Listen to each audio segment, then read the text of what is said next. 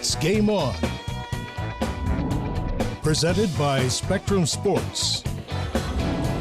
And a very pleasant good evening from the Stan Sheriff Center in Manoa, where tonight the University of Hawaii Rainbow Wahine looking to make it 2-0 to start the season as they take on the Red Storm of St. John's. And this is Game On, presented by Spectrum Sports for Rainbow Wahine Volleyball. And the reason why we are here a tad bit later than usual, because the earlier match just concluded. It was an exciting one. UW taking down San Diego in 4. You see the fourth set went extra points, 29-27 in favor of the Huskies. So UW 2-0, San Diego 1-1, Hawaii hoping to be 2-0 after tonight. Hi everybody, I'm Scott Robbs along with Lisa Strand-Ma and of course the coach Dave Shoji. And last night was fun. A lot of excitement, a lot of unknown going into last night's match against San Diego because of all the new players. Hawaii able to pull out such an exciting 5-set victory. Well, definitely, you know, home opener. They played great in that first match. They had a little lull, and then all of a sudden they actually came to the arena to play. They showed up, they faced a challenge, and they faced it right on, and you gotta love the energy from every player that contributed. 11 players contributing last night, but what I loved the most about it was the team effort. Well, we started really strong. We had a lot of adrenaline going, and I think we had a letdown after that. We win first game and had a total letdown in game 2 and 3, and then a lot of heart coming back in game 4, and obviously game 5 as well. So that was a great victory for us. Well, let's look at highlights from last night's thrilling 5-set victory. Start off with the true freshman out of Sweden, Helvig. She was impressive. Incredibly impressive, a true freshman. She's going up and over the block, playing a lot of international experience. One of the Swedish players that have come through and to this program. She has only one way to go. Coach, how about the Oregon transfer, Jolie Rasmussen?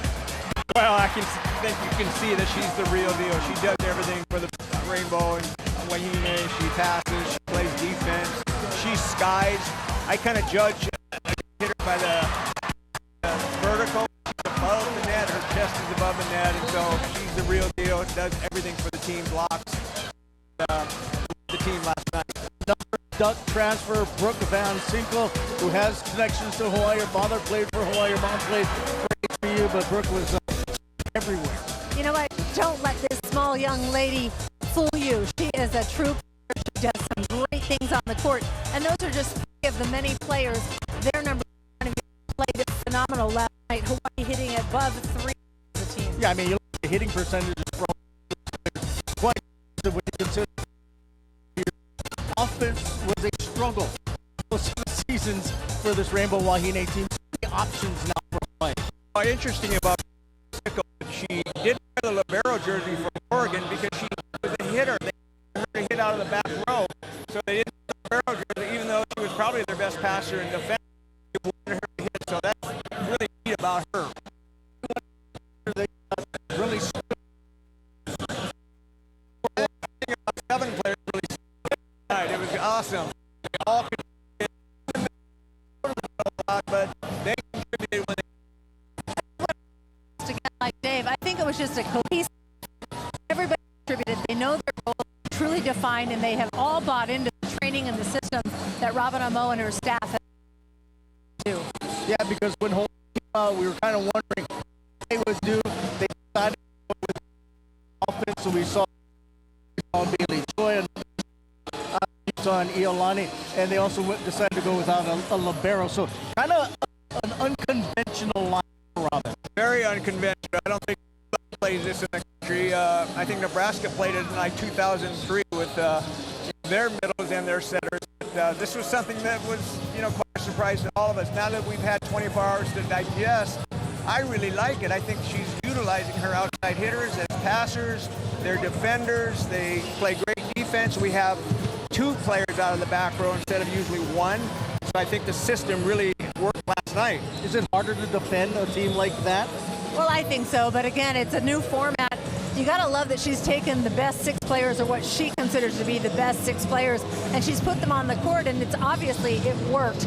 It's early in the season, it's hard to know, but the great thing about this team is there's a lot of depth, and if she had to turn it into a 5-1, which means one setter only instead of two setters, and changing it back to more traditional using the libero, she could. Well, I kind of made the comment last night that Wahine needed to have those "Hello, my name is" stickers on the front of their jersey because there are so many new players, but there was one familiar face out there, and she's been out there for a while. That's setter Noreen Yosia, the senior out of Torrance, California. You see what she did a year ago. She was in a modified 6'2", used as an attacker on the right side as well as a setter. She had a terrific year last year, but now that she is a senior, she is the veteran of this team, and she's prepared to have her best season yet. Noreen's been great. You know, she's defense-wise, offense-wise, just, you know, the effort and the attitude has all been really great, you know, since we started in 2 days.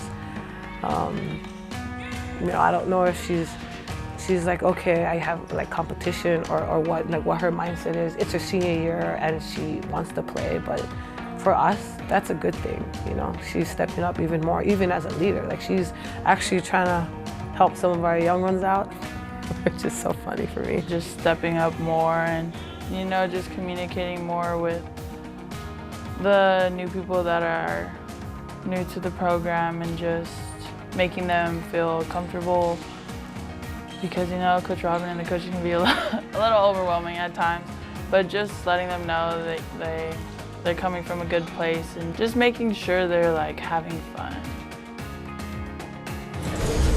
Well, Noreen's been around here for so long. She didn't have a particularly great night as a setter last night for Hawaii, but what she did was she showed that veteran moxie, and she really took control of that team after they dropped that third set.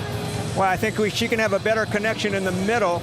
I think she was setting the middles a little too low, but I think tonight she's going to fix that because she worked on some things in practice today and looked at some film, and I think she'll be better tonight. Lisa, what about what she did, though? After that third set, Hawaii's down 2-1. She took charge. Yeah, she did. They had a timeout in between games there, their little break, and she just took the team aside and she basically took over the huddle. Again, not exactly sure what she said, but she was leading the team, talking to them, encouraging them, sharing with them her thoughts on what was going on. And I'll tell you one thing she did, the lone returning starter, what she really did great last night was defense. She had 14 digs. Her defense has improved as well as her serving. She served 20 balls from the service line alone. So she adds a lot of maturity and experience to this team. Yeah, Hawaii's lucky to have a player like her, right, Dave? Because she can kind of do a little bit of everything when asked. Well, she did, and you know, I noticed her serve last night. She lowered the toss. I don't know if that's something they worked on or wanted her to do, but I think it's less errors now. With the higher toss, there was more room for error, so I think that was the one big adjustment she made last night.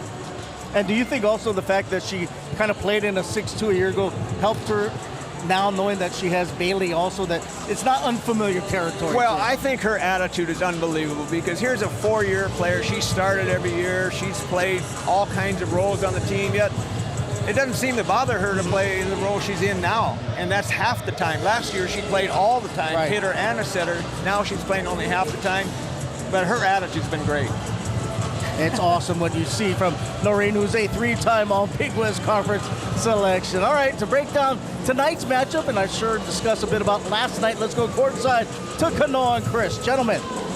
Thanks a lot, Scott. Yeah, Kanoa Leahy next to Chris McLaughlin. And you've had about 22 hours or so to process what transpired in the season opener last night. We heard from the corner crew, but I would love to hear what you, C-Mac, thought about that debut.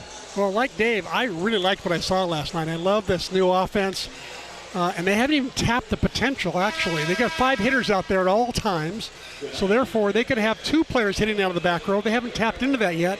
I talked to Khalil Baxter before the game. He said, yep, that's coming, and defense are going to have a hard time dealing with 5 attackers coming at once. What's interesting is after the match, Robin Amo talked about how we can run a more traditional type of system. That's always going to be there. We wanted to do something that we felt suited the personnel that we had. And yes, it is by normal volleyball standards a bit unorthodox. But this could be something where we see a different look systematically from Hawaii, not just night to night, but maybe even set to set here going forward. She could do that very easily. You know, the transition from one type of lineup to another is simple because she's been doing it for 2.5 weeks in the preseason. It's like a lineup a day, so the players are really used to all that changing. And I can see her befuddling her opponents by throwing up a different lineup, like you said, every set. She feels like it. All right, so they get the opening night victory. It's their first opening night win since 2015, but they have now a team that has a lot of continuity, right? St. John's coming out of the Big East. Continuity certainly is the term. They have had a women's volleyball program for 26 years. They've had one head coach that entire time. Yes, Jen Persico, she's really a good coach. I got to watch her practice this week. Those are the lays. She's had players from Hawaii that she's recruited. She loves the current one, Sheena Yoshioka, out of Punahou, is really a good little defensive player. And so the St. John's alumni are out here in force, and there's Sheena passes the balls right now. But yeah, Jen's got quite a reputation there in New York as being a feisty kind of a coach. She's got a feisty kind of a team that digs a lot of balls. And they are international, to say the least. Oh, to say the least, yes. Unbelievable. I've never seen such an international team ever. That's right. With a lot of last names that would qualify as broadcaster nightmares, we will do our best, certainly, out of respect to them. But this is a St. John's team that, yes, got swept last night by 13th-ranked Washington. However, those individual sets, at least certainly sets 1 and 2, were pretty competitive. Yeah, they really were. You know, St. John's has big hitters on the pins, got a great little setter. They were passing pretty decently until they kind of broke down a little bit. Once their passing broke down, then they kind of broke down. But watch for them to give Hawaii all they can handle. They'll be a little bit fresher. They only went 3 games last night. Hawaii went 5, so we got to look at that. That's a good point. Yeah, 11 blocks for Washington in that match against St. John's. Hawaii, that was maybe the one thing Robin Ummel was surprised by, was how effective the Rainbow Wahine block was throughout the evening. Will that be there again this evening? We have to wait and see. We'll see you back at first serve. For now, let's send it back over to the corner crew. All right, thanks a lot, guys. We're going to take a break, but stick with us because when we return, we're going to talk about the mysterious libero position on this Rainbow Wahine team. Hawaii, St. John's, you're watching Game On. It's the meteor shower of the decade, but you're too busy gazing at double the beef and double the layers you love. Maybe next decade. The triple-double crunch wrap box, only at Taco Bell. Now there's a technology that's lighting the way to a new mortgage for people all across Hawaii. Introducing Simplify Mortgage by Bank of Hawaii, Hawaii's leading lender. Simplify Mortgage by Bank of Hawaii lets you apply for a home loan anytime from any device, making the mortgage and refi process faster and easier. Or work hand in hand with the loan experts from Hawaii's #1 mortgage team. So put the power of choice and control in your hands. Simplify Mortgage by Bank of Hawaii. Welcome to tomorrow. It's the meteor shower of the decade, but you're too busy gazing at double the beef and double the layers you love. Maybe next decade. The triple-double crunch wrap box, only at Taco Bell. You're watching Spectrum OC16, 100% original, 100% local. This is a fight. Not to the finish, but to the beginning. A fight that can only be won if we stand together for one cause. Him.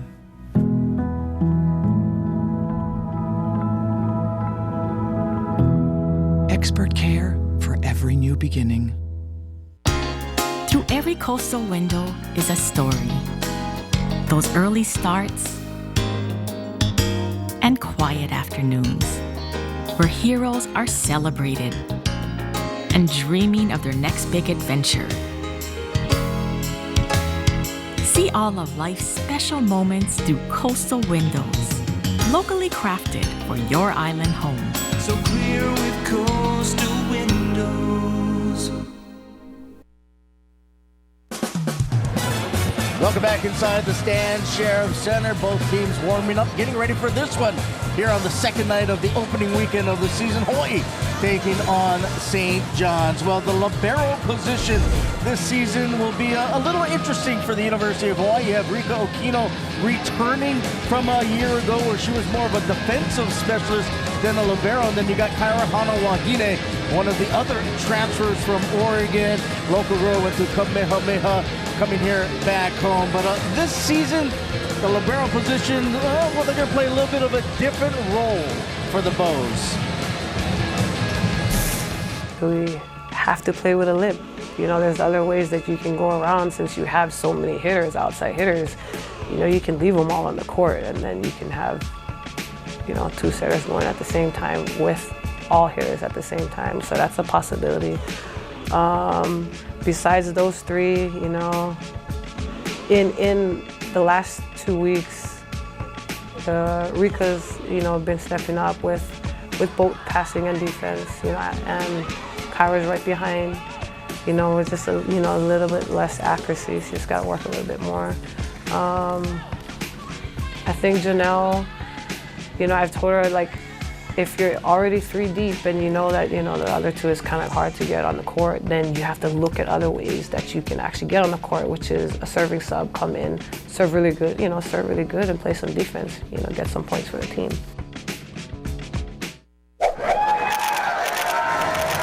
Look at that picture of Dave Shoji. It's time now to weigh in. Brought to you by Bank of Hawaii. Dave, you've got some pretty good-looking guns, I tell you. I'm pretty impressed. All right, guys, talking about the libero position. We saw Hawaii last night start without one and pretty much go the entire match without a libero. Libero or no libero, Coach?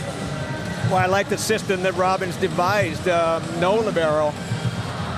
This is my take on it. If your libero or your back row specialist is not one of your top 3 or 4 passers, then you should have your 3 or 4 best passers out there, and that's what she came up with last night. So we had 4 passers last night. All the outside hitters were passing at some time in the match, and it worked. I thought we passed really well. And I agree. I think that what happens in the libero position, it was established in 1999. Coach Soji played numerous years without a libero. He just put his best team out there. And that's what I think Coach Robin Santos Amo is doing right now. She's doing that so that she can have her best players out. But the other thing that they're doing is the liberos are becoming the serving specialists. They came in last night and did a phenomenal job. Rika Okina and Kyra Hanawahini both came in, served well, dug some balls, and really were very focused. They were put in late in the match and did a fabulous job being defensive specialists. I got a trivia question for you guys. The last middle blocker that played back row and passed for the UH Wahine was? Angelica Ljungqvist. And then the next year when she went pro, they put the libero in. She called me and said, Dave, they're taking me out of the back row. Can you believe that? Well, you have a soft spot in your heart for liberos. Your son happens to be probably the best libero in the world. So who's that? Yeah. But, you know, it worked last night, and it's something that I think Robin really is liking, having those options. We saw Kyra come in the 5th set as a defensive specialist, come in and serve, and she made a huge dig in that 5th set. Hawaii scored 3 points behind her serving, so it kind of gives her, as we said, it's an unconventional way they run the team. It gives her more options. Well, you want your best players out there when it counts. So if it's a libero or not a libero, your best players are on the court, and that's what she had last night. What do you think about if you do use a libero? Does it take away from this team? Is that why? Well, I think you just have so many more offensive threats. Basically, these 6'2" and 5'1s, all these numbers we're throwing at you folks, that means that you have 1 setter on the court, you have 5 hitters, so they can dig, and then they can also attack from the back row. That's where the benefit is. But number 1, they've got to be able to pass that first ball, no matter what. Libero, outside hitter, whoever they are, that first contact becomes the most important. How do you think their passing was last night? Well, it kind of dropped off in game 2 and 3, but we got it back together. I think the legs came back in game 4 and 5, and so I thought we passed really well at the end. All right, we'll find out what role the libero/defensive specialist play tonight. All right, we'll remind everybody, get the greatest plays, hardest hits, and schedule info by following Spec Sports High on Instagram, Facebook, and Twitter. When we come back, we'll break down tonight's matchup, Hawaii and St. John's. It's the Honda Summer Spectacular event, which means more of this. The kind of elation you can only experience after getting a great deal on a Honda Civic or Civic hatchback. Or an Accord. All come standard with the Honda Sensing suite of safety and driver assistive features. And as you can see, all will provide you with plenty of joy. Come be a part of it today. Get a great deal on the Honda Civic and find your happy place at the Honda Summer Spectacular event. There's Cheryl and Brandon. I think you'd like it. Josiah. Nice day. And Blake and Mari. Whoa, that's high. We're Hoku, a credit union with a single purpose to help our members create a brighter financial future. We're here for people, not profits. That's why we offer accounts that earn members cash back, reimburse ATM fees, and even pay interest a little more generously. Our membership is growing, so why not give us a shot? Oh, nice shot. Hoku, for a brighter future. Why do I love being a doctor at Kaiser Permanente? I get to practice in the place I grew up. Because doctors are empowered to do what's right for you, not what an insurance plan approves. When we pull up your records, we see your entire history from every Kaiser Permanente facility, so we can give you the best possible care. Your primary care doctor, your specialists, it's great. We all work together as one team. I don't just work here, I am a patient too. I wouldn't trust my family's healthcare to anyone else. University of Hawaii Rainbow Warrior Football. Bring the stadium experience home to your home.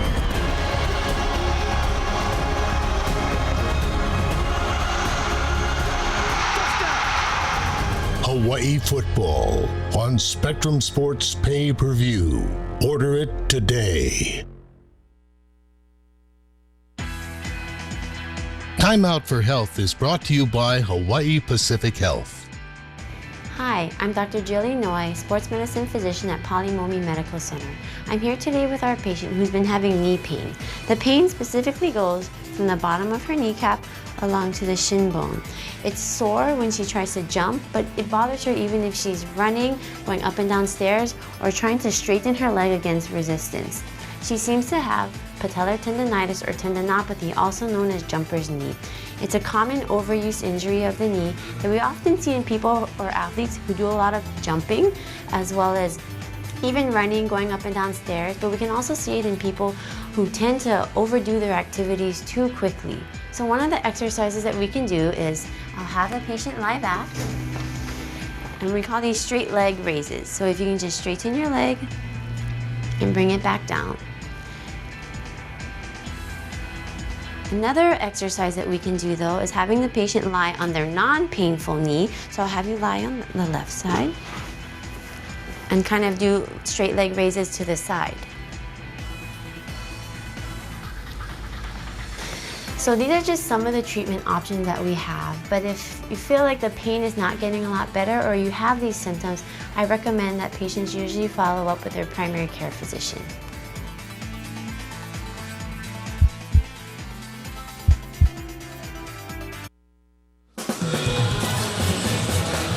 Another good crowd expected for tonight's matchup. Hawaii taking on the Red Storm of St. John's. All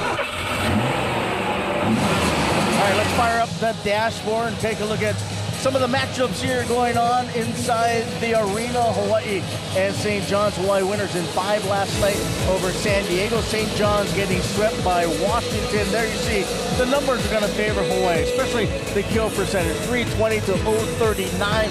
Hawaii's blocking was outstanding an evening ago. Pretty much everything but the digs favoring the Rainbow Wahine.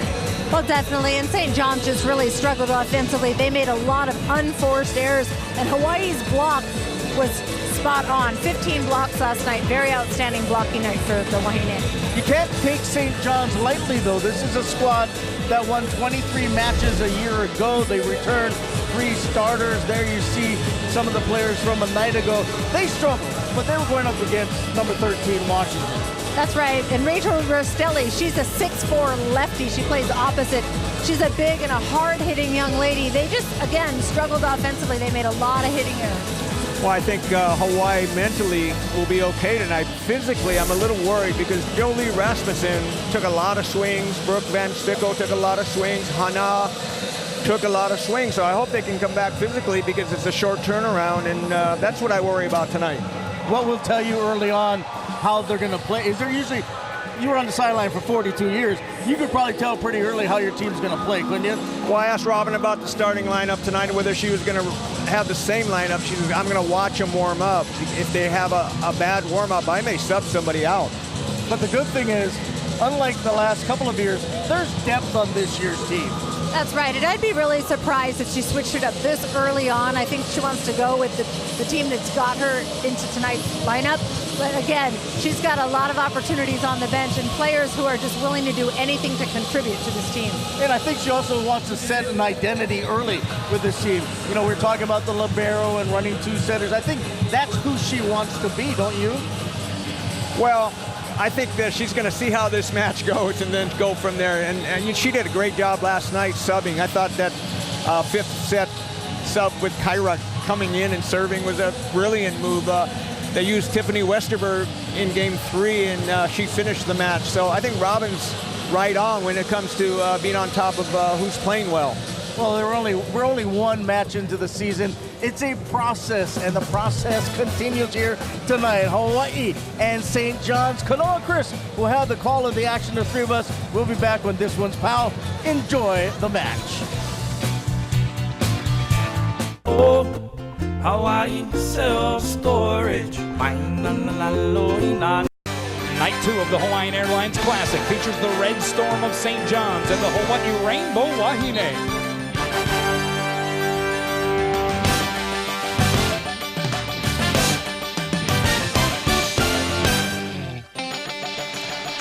And with that, we welcome you inside the Stan Sheriff Center. Kanoa Leahy next to Chris McLaughlin and C-Mac. Let's take a look at the Kaiser Permanente keys to the match. Well, for St. John's, they simply got to bring more offense to the table. Last night they had 26 hitting errors.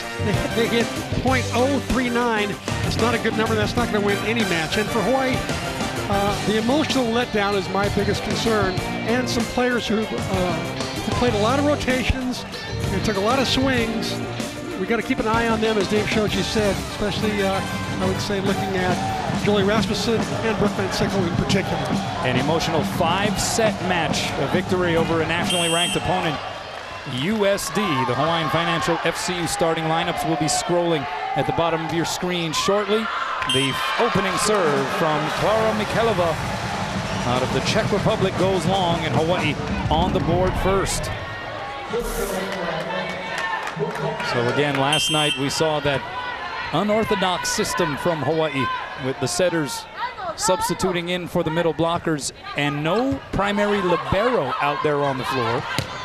As that one goes long off of the left-handed palm of Raquel Rastelli, 6'4" sophomore from Parma, Italy. But Hawaii 1-0 for the first time since 2015 with that 5-set victory last night over the Toreros. First win versus a ranked non-conference opponent since they defeated Penn State back in 2015 as part of the NCAA tournament regional semifinal. So last night was, in a sense, a signature victory for sure for Robin Omo, but maybe even a little bit of a cathartic victory for Robin Omo. I really believe so. You know, that's a great way to put it. You know, it was really a breakthrough in so many areas. Here's Amber Ijidi, one of the freshman faces, and she annihilates that set. Ijidi had 4 kills on 7 swings, hit .286 with a pair of blocks last night against San Diego. Well, I like the way she saw the 2 blockers in front of her, and she just cut the ball back across her body to avoid the blockers. That's showing some maturity for a freshman. 3 serving 1. Here's one of the other Frosh, Hannah Helvig. Outside the set goes to Efrosini Alexakou, and Alexakou smacks it down, 6'1" sophomore from Thessaloniki, Greece. A preseason All-Big East selection. She is their go-to player. She was #1 in kills last year. She'll be the go-to player tonight, I'm sure. Backside, this is Riley Wagner down the line, misses wide, wanted a touch, no such call, and we're knotted up at 3 here early on. St. John's coming in 0-1 by virtue of the 3-set defeat. They lost in a sweep at the hands of 13th-ranked Washington last night. But as mentioned in the game on portion of the broadcast, at least sets 1 and 2 were certainly tightly contested. They were competitive, to say the least, as Jolie Rasmussen, who had the big night for Hawaii, was just beastly with 19 kills, hitting .390 3 blocks, 2 solos as well. Misses the floor on that swing, though, and it is St. John's up 4-3. Ijidi, the dink, diving save there by the libero Amanda Sanabia, and then plugged through the block by Alexikou. And so a 4-0 run here by the Red Storm. Off to an 0-1 start this season. Preseason pick to finish 3rd in the Big East. And 2 of those 4 points in this run coming from Hawaii's unforced hitting errors. You'll see it goes middle. That's Ijidi, and she gets it down again. It wasn't the purest connection, but as we saw throughout fall practice, rarely does Amber Ijidi not get a good flush contact. And she hit one last night. You could feel the Terraflex was pounding. Felt like an earthquake over here. And she turned around, had the biggest smile after she hit that. Yeah, she's a good one. So, the second good player we've had from Louisiana, right? That's right. Second player, period, from Louisiana in this Rainbow Wahine program. Bailey Choi, the other setter for Hawaii, the grad transfer from Utah out of Iolani School, into the net there on that serve. So 6 serving 4. And Alexikou, who had 8 kills, hit negative numbers, though, last night against UW, goes long on that serve. So much was talked about the mystery of what lineup, what system Robin Amo and coaching staff would employ to start this season. What are your opinions of what we saw? Again, a somewhat infrequently used system last night with the 2 setters and no libero, even though we have Rico Aquino on the serve here. The block is up, but it goes off the block and out off of the palm of Clara Mikhailova. I like the system. I think it's going to, if they can get it to work and if they can pass well enough, they can have an offense that'll have 5 attackers, 3 in the front row and 2 coming out of the back, all coming at the center at once. It'll be very difficult to defend once Hawaii gets it, all the nuances worked out. We'll have a net violation here against Skylar Williams. And so another point for the Red Storm. Are there any concerns with that system, whether you're talking about substitution totals or anything along those lines? Substitution totals will be an issue in long sets, but that's going to be the rare case. And if they do have to have a setter go through the front row, certainly Noreen Yosia did it all last year, so she knows how to handle front row duty easily. Violation called against Bailey Choi, going up over the net as a back row player. And so here we are, St. John's off to a positive start, 9 serving 5, and the crowd feeling a little anxiety starts to turn up the volume. Bump set to Brooke Van Sickle off of one leg. Van Sickle, 12 kills last night, hit 440 C-Mac, 14 digs, a service ace, and how about 4 blocks, 2 of which were solo style. It was almost like a perfect night for Brooke Van Sickle. What a debut in a Wahine uniform. One of 4 Division I transfers this offseason for Hawaii. Wagner bump sets back row to another one of the Division I transfers, Jolie Rasmussen, who just seemed to get stronger and stronger as the night went on against San Diego. She's just happy to be injury-free. You talked last night about all the injuries she's had. This first time she's been healthy, I think, in 4 years. Is that what she said, Kanoa? That's right. Transfer from Oregon, as is Van Sickle, as is one of the defensive specialists on the roster we saw late in the match last night, Kyra Hanawahine. There's Helvig. And Helvig, whose potential is unlimited, seemingly. 13 kills on 36 swings last night. Hit 306 against San Diego. Were you surprised at all at the amount of attempts they gave Hana Helvig? Absolutely. You know, usually you break freshmen in easily and slowly. But not with Helvig last night. She got all that the setters could give her. One of the things I liked about the way she played, she always hits the ball high and deep into the court. Tough to defend that ball. And that's now 4 straight points ripped off here by the Rainbow Wahine. We are knotted at 9. Rasmussen again with the serve. High outside set goes to Mikhailova, dug up by Rasmussen. So Choi, backside, Helvig over a double block. Was there a touch? No touch. It goes long. Robin Amo considering the challenge here. But it looked like assistant coach Kaleo Baxter maybe talked her out of it, or did he? She challenges the call. And she is going to challenge what I think has traditionally been the most difficult call to prove or disprove by way of the replay system we have in this arena. We don't quite have the resolution to make this a clear as day type of review. And look for the fingers bending back. Difficult to see there. Very difficult. See, one of the great things about this challenge system for a coach who's behind, like Robin Amo is, it's like an extra timeout.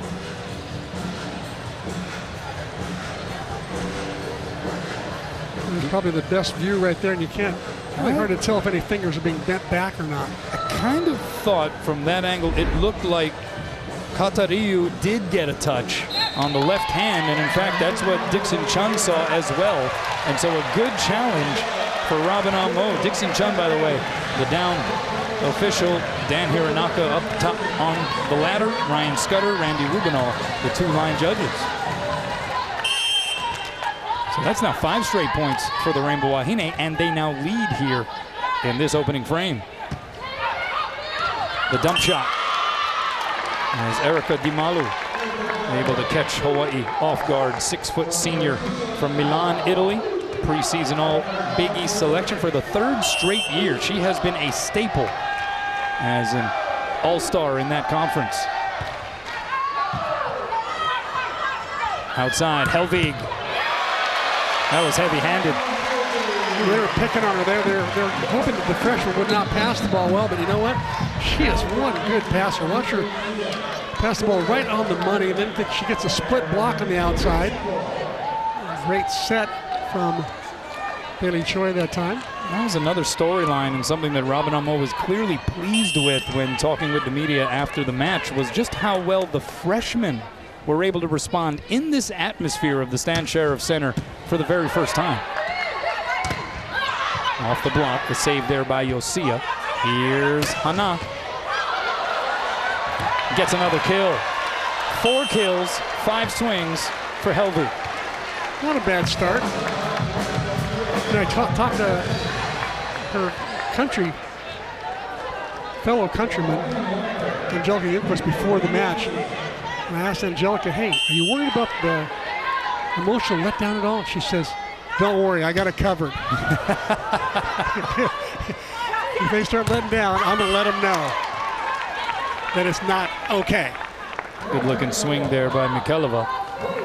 She had 8 kills, hit 0.87 against Washington, but UW, as always, a really strong defensive team. They had 11 total blocks in that match against the Johnnies. How about that one? Laying the lumber into that set was Amber Ajiti. Nice save by Yosia at the net. That pass a little bit too tight. But Yosia up to the task and saved it.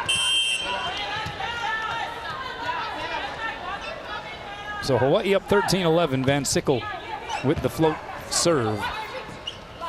Go right side, and that's Katariyu. Check that, Restelli. And that'll be a point for St. John's.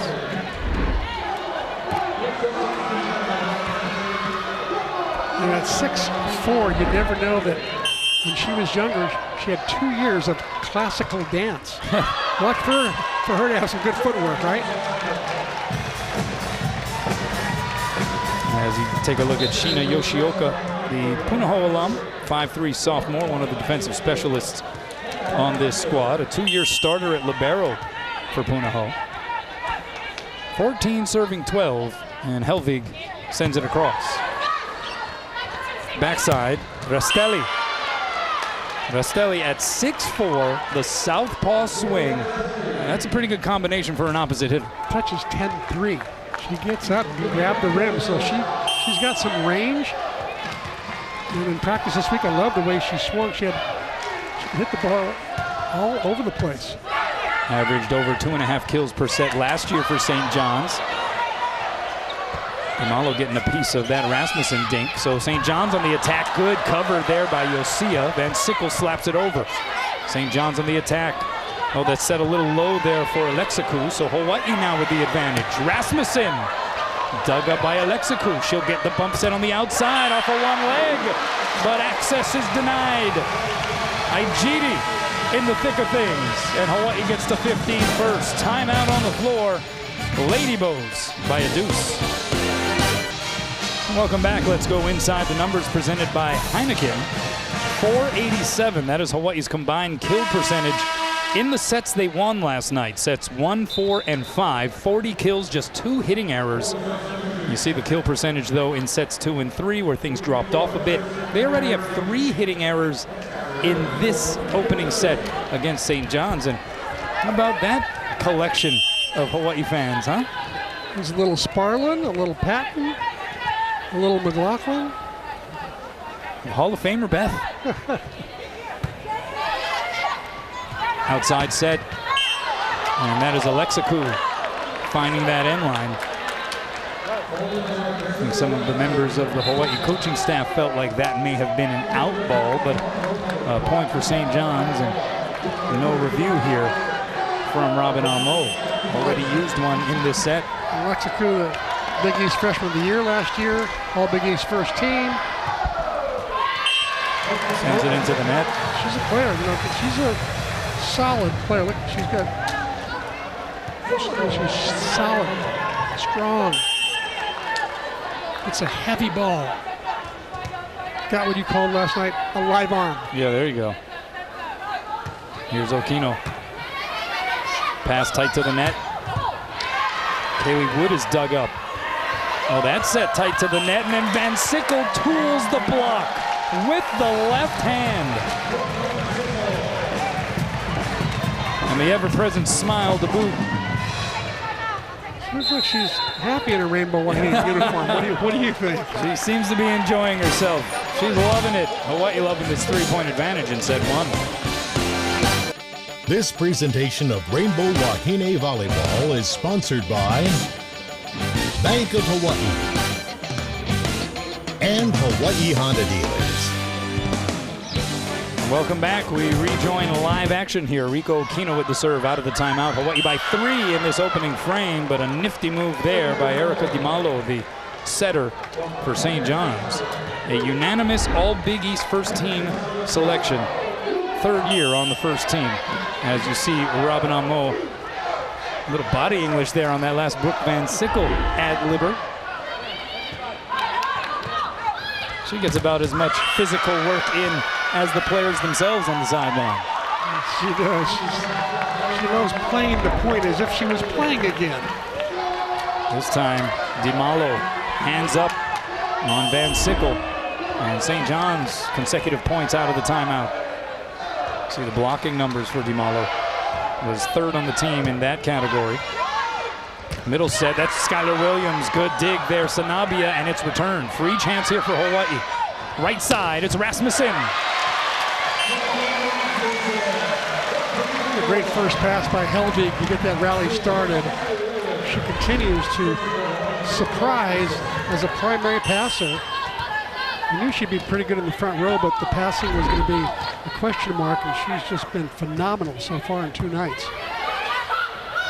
Outside, and that's McKelliver. He gets it right back for the Red Storm. McKelliver, a transfer from Lindsey Wilson College, where she helped lead the team to a 2017 NAIA national title. And I will mention All-American that year as well. Yeah, by both the NAIA and the ABCA. Overpass there. And an easy put down for Katariu. And we are tied at 18. Robin Amo wants to talk things over. She signals for a timeout. What are we seeing here in the last stretch, you think, C-Mac? Well, I think Hawaii's playing a little erratically right now. They started out down 9-5 to start this match. And then they came back, took the lead, and all of a sudden they're on that roller coaster again that they were on sometimes last night. And the roller coaster is heading in the wrong direction right now as St. John's making a nice little comeback. Hawaii not playing as good a defense as they normally do, not blocking as well as they did last night. Passing, I think, has been pretty good, though, for the most part. Well, this opening set very much up in the air. Let's take a look at tonight's Jack Fact while we have a little break in the action. Instant impact, yes. 8 of Hawaii's 9 newcomers saw action in last night's match against San Diego, and they were responsible for 58 of the 63 kills by Hawaii, 13 of the 15 blocks, 40 of 56 digs, and 4 of 6 aces. So instant impact indeed. That's an amazing number. Amazing. I can't remember the last time that newcomers have had this much impact on a team. Of course, they're 9 of 16, so they're over half the team are newbies. Well, what has been remarkable, even aside from the volleyball X's and O's aspect of it, is how much this team seems to really enjoy each other in and out of the gym. For a group of newcomers who weren't maybe all that familiar, obviously you had some clicks, the transfers from Oregon, you had some familiarity with some of the players, but by and large, for that large a group to come together for the first time in a new uniform and click like that is pretty remarkable. The ace for St. John's, Erica DiMalo, puts the Red Storm on top here, 19 serving 18. And who DiMalo's favorite athlete is? Micah Christensen, of all people. That's a good one. Oh boy. Wagner and Rasmussen. Miscommunication or lack of communication there. And a freebie for St. John's. And the look says it all from Robin Amo. I'm surprised we didn't see more of that last night with a brand new lineup and first night. There were very few miscommunications, but tonight we've already had a couple. Williams, the second time was a charm. Hawaii gets back within one. A competitive opening stanza here. And you kind of alluded to it. You thought that this St. John's team would put up a legitimate fight. This could be what we're looking at all night, possibly. Absolutely. You know, they've got these are 15 players from 7 countries, and they've all got great international experience. The coaching staff's solid. They know what they're doing. So it's everything Hawaii can handle right now, for sure. Great serve by Yosia. It will be returned, though. Yosia with some options. Goes middle to Igidi. Blocked. Good track down there by Wagner. Bump set to Van Sickle. Off the fingertips of the block. St. John's on the attack. This is Mikhailova dug up over the net. Middle set. The dink. Sniffed out by Yosia. And a free chance now for St. John's with the advantage. Right side. Rastelli off the block. Keeps it alive. Rastelli a second time to dink. Right there is Helvey. Van Sickle the touch.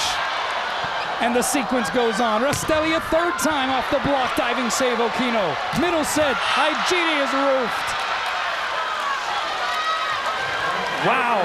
Great rally. Both sides get down the floor. Look how happy Rastelli is.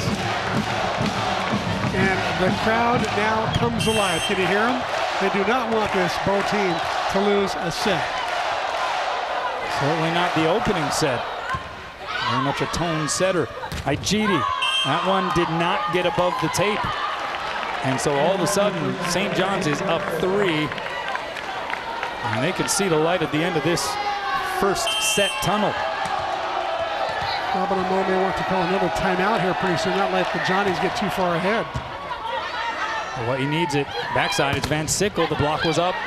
Yosia goes back row this time to Wagner. We didn't really see that last night. That's what I'm saying about this offense, Canoa. You know, once this offense really gets fine-tuned, we can have 5 players attacking all at the same time, making a nightmare for the defensive coordinators on the other side. Wagner, 6-foot freshman from Dublin, Ohio. Packing some heat on that swing. Alexikou into the twine, and Hawaii right back within a point. And now it will be Joanne Persico signaling for a timeout to talk things over with her Red Storm squad. The St. John's women's volleyball program began in 1994, so this is the 26th season of women's volleyball there in Queens, New York, and they've had one head coach, and it's Joanne Persico. She's done a great job, and she's also done a nice job of dipping into Hawaii's market as well and recruiting players from here. Pretty much every year there's somebody from Hawaii on her roster. Well, get the greatest plays, hardest hits, and schedule info by following Spec Sports High. That's Spec Sports High on Instagram, Facebook, and Twitter. Yeah, Coach Persico was fun to talk to prior to the game. You know, we're trying to get the accurate renditions of the pronunciations for the St. John's players. They have a lot of international players, you know, some difficult names from a broadcasting standpoint, certainly. Yeah. And Coach Persico was funny because she is a proud New Yorker. And she said, well, I can tell you the pronunciations, but it's going to be the New York accent pronunciations. But she did a great job. And how about all of the lei that she has been bestowed here tonight? And some of those, I asked her where they came from, and she said some of them were from people who have parents and relatives of people who have played for St. John's in the past, and some of them were current parents who made this trip. As you said, a lot of connections. And the Yoshiokas, I'm sure, gave her a lei there somewhere. But as you said, a lot of connections all the way across the continent and here into the state of Hawaii. And right now, a tightly fought opening frame. Van Sickle sends it long out of the timeout. And the Cardinal rules don't serve out after timeout, especially if the other team just called it to slow you down and take the momentum away. And so here is the aforementioned Sheena Yoshioka. Big East All-Academic team selection last year, but we're going to have another timeout before she serves. So Robin Amo trying to see if she can affect perhaps this upcoming serve by Yoshioka. I'm trying to ice her a little bit. She played for High Intensity Volleyball Club here in Honolulu. Also was on the 2016 state championship team. She played at Punahou. This is the second all-time meeting between these two programs. The first meeting came back in 2014, and it was in this tournament, the Hawaiian Airlines Classic. Hawaii won that one 3-1. It's amazing how this Hawaiian Airlines Classic continues year after year after year to draw the great teams. A lot of teams like to come out to Hawaii before their school starts, especially if they're a quarter system. They come out, school hasn't started, they can come here a few extra days, not miss school. They love this tournament. Well, and this tournament has always drawn such strong competition. I mean, there has never really been a year where Hawaii has dipped its toe, so to speak, into the pool of a season opening weekend. It is always throwing themselves to a degree and their players into the oven, right? Going up against some of the top-notch teams in the country, and this weekend's no different. Yeah, I remember Dave showed you a few years ago, invited #1 ranked Texas in for the opener. I said, Dave, why did you do that, man? Crazy or what? He says, they'll have no film on us. I guess brand new players, they had no film. We're going to surprise them. And sure enough, they did. One of the great upsets of all time. That's right. One of the great victories. That was a special night in this wonderful facility. 23 serving 21. Hawaii needs it. Helvig delivers. That's kill number 5 for Hana Helvig.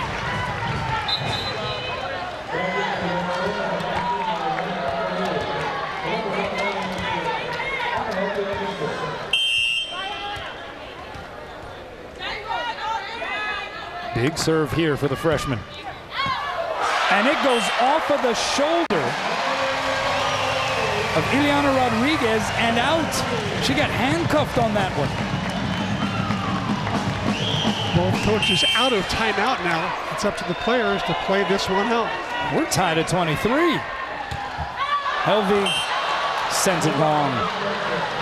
Service errors at very inopportune times late in this set for the Rainbow Wahine. And now Rico Okino going in as the libero in the back row here. And a must-get service reception for Hawaii. It goes to Okino, puts it on the money. Outside, Rasmussen off the block and out. And we're going to play a little extra here in set number 1. For a team, Hawaii's played a team, St. John's, that had 26 hitting errors last night.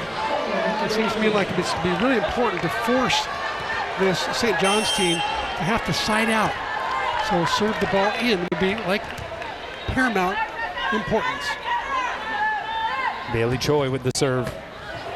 Low pass outside and still able to find the floor. It's Kaylee Wood, 6'2" junior from the Woodlands, Texas.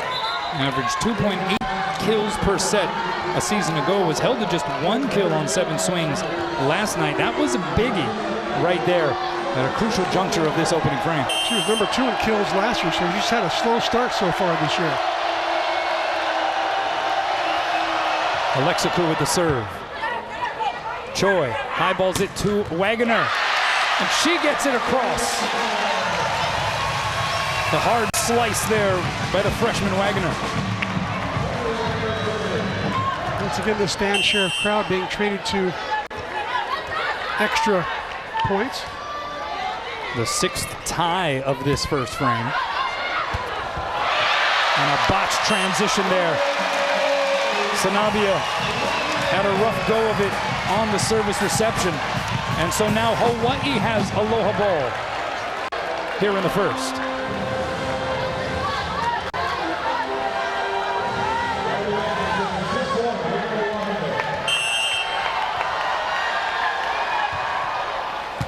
Sanabia this time puts it on the button. The middle set touched over. Good save there by Choi. Van Sickle. That one dug up by Rastelli. Outside, McKelliver. And we'll play on here in the first. And that got a fist pump from Joanne Persico. Solid swing that time by McKelliver. High snapper. 2 in the block. And it's Sanabia, 5'5" senior, transfer from Florida State with the serve. Choi has to bump set it, high ball to Van Sickle off the block. Choi this time goes backside, Rasmussen over the double block, but it's dug up. St. John's on the attack. McKelliver somehow got it to hit that end line, and St. John's with the point. I think she swung with all her might there and whiffed. And it just somehow parachuted back in, dropped on the back line. That was an amazing shot. You see one of those shots a year maybe. That's right. Just how you plan it, right? Yeah, watch this. She backs off, she gets a good set. She's one-on-one, takes a full swing, and it just sort of goes up and then floats down in the back line as if it was coming out of the sky with a parachute. Smack dab on that end line, and so it's now Aloha ball for St. John's. Sanabia was second on the team in aces last year. A big serve here. Handled by Okino. Choi, high and away. Van Sickle, dug up by Sanabia. Ball is centered and getting a swing from the back rows. Alexikou, and she finishes the deal. St. John's takes the opening set off of Hawaii. And the Red Storm, after getting swept at the hands of Washington last night, they make a statement saying they're ready for a much lengthier battle here tonight.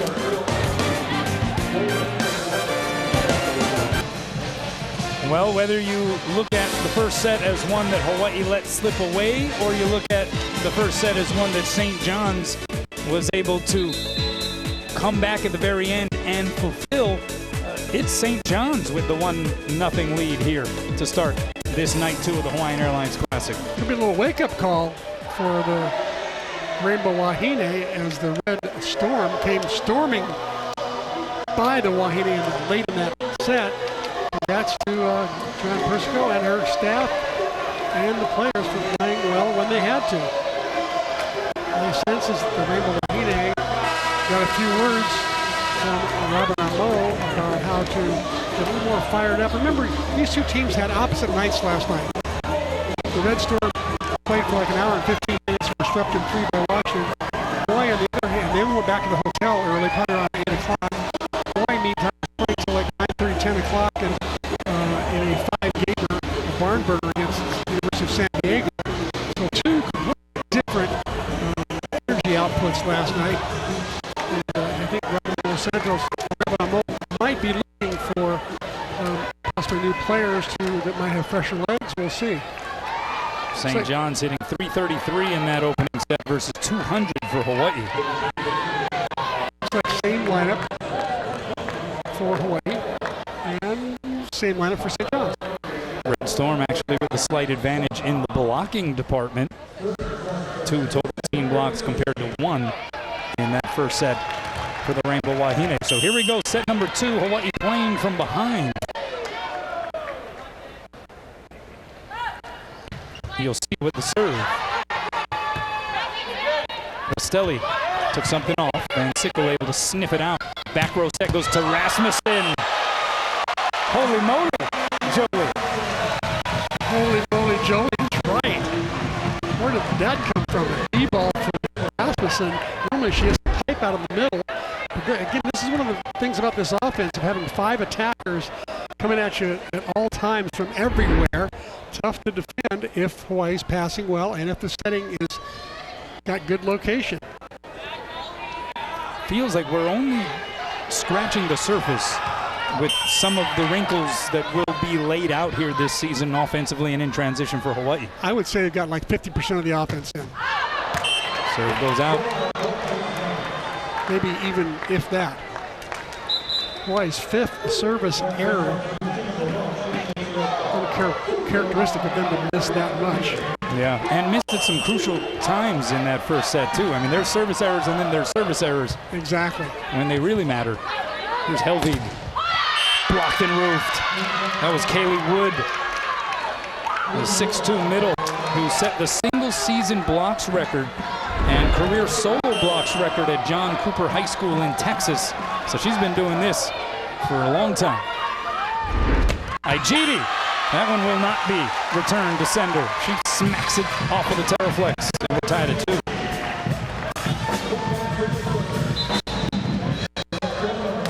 Igidi out of Baton Rouge, Louisiana. 3 times all state, 459 in high school. How about that? Not even you hit that much. 459. That's like a batting average in baseball. It's a Hall of Fame average in baseball. Igidi. A 3. A would-be 3.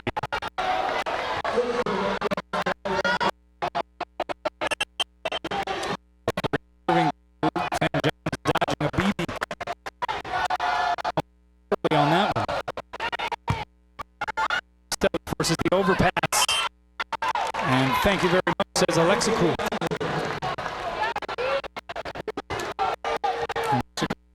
15 double-doubles for St. It was the ABCA East Coast Freshman of the Year. Pretty large award, certainly, when you consider the sample size. Wagner had to just backhand slap it over. St. John's with the advantage. Rastelli on the line. Dig there, Okino over the net, though. Outside, Alexa Cool. Denied by Igidi. Igidi moving well to the outside, on the shuffle step to the outside. Going up to the right side to get Alexico, and it was a solid block. 4 hands across right there. Joining the Manoa Roofing Company, I believe. That's right, Wagner up there with her. Slide goes to Wood. Forget about it. Rasmussen had a couple of those last night. There's a set in her area. She's really good at penetrating over the net and stuffing it right back down. Had a pair of solo blocks last night. There's a solo stuff there. We're tied at 4, but again an out serve. What can you say as a coach when you're seeing the service errors pile up? You know, it's really difficult because serving tough is really important in this game if you want to score points. So there's a fine point where you back off just a little bit, your miles per hour, but not too much. You back off too much, it'll come ram it right down your throat. So it's a very tough thing. And also, if as a coach, if you're going to tell the players back off, then pretty soon they're backing off and missing serves by backing off. Sure. So don't say anything and hope that they know what they did wrong and they'll correct it. Most players are that way at this level. Wood off the block. Good cover by Wagner, but nobody had her back. Not sure why Westerberg didn't go for that ball. She looked at, I guess, a back row player to take that. Yeah, Tiffany Westerberg, another freshman from Maple Ridge, British Columbia, Canada, was inserted into the match in the 3rd set last night and ended up finishing that thing. And was impressive in the process. 3 kills, hitting .429 outside. Rasmussen delivers again.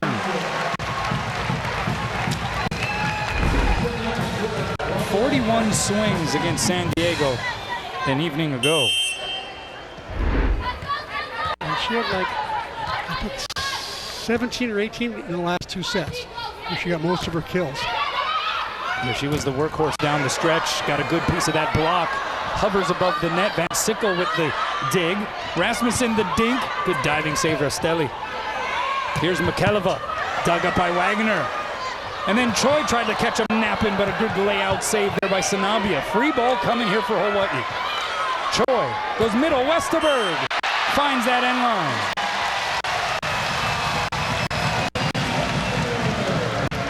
Hawaii set the middle only 18% of the time. Most of the time, teams like to set the middle about 25% of the time. So watch for Hawaii, I think, to set the middle more if they get good passes.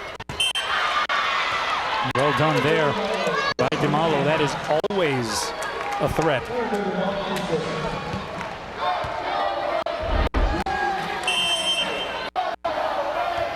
So that was a really good tip shot. Had a lot of speed on it. Nice location. Yeah, there's not much you can do about that. Rasmussen off the block and out. The 6th kill for Jolie Rasmussen. And that was just ferocious off of the hands.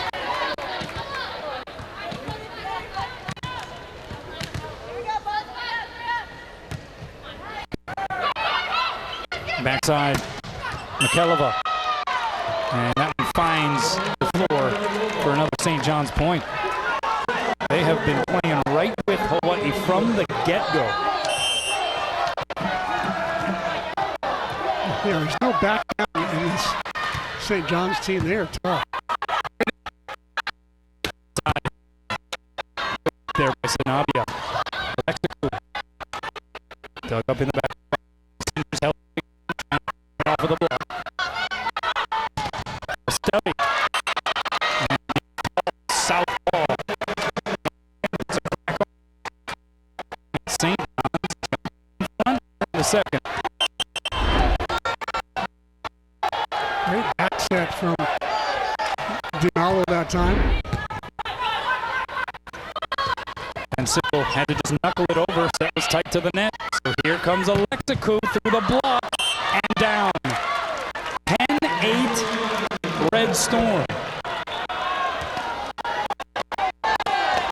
That's really taking advantage of possibly a little bit of a tired Hawaii team and possibly a little bit of an emotionally drained Hawaii team. Hawaii does not look all that crisp in different stretches so far through the first set plus here tonight. Trail by 2, and 6 ends what was a 3-0 St. John's run. Excellent crossing pattern there. Settle comes around the setter. Middle attacker goes to the right. What we call X play. If you were to draw it out on the board, it'd be an X. Nobody home. So Noreen Yoshia, the lone returning starter for this team, now a senior out of Torrance, California with the jump serve. Middle set, that's Wood. Dug up by Yoshia, so Wagner bump sets it to Helvig. The roll shot is down. Helvig showing that she's got another tool in her toolbox. A little off-speed roll shot. That's kill number 6 for Hannah Helvig.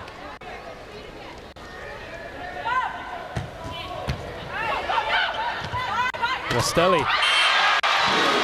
Return to sender, says the freshman from Sweden.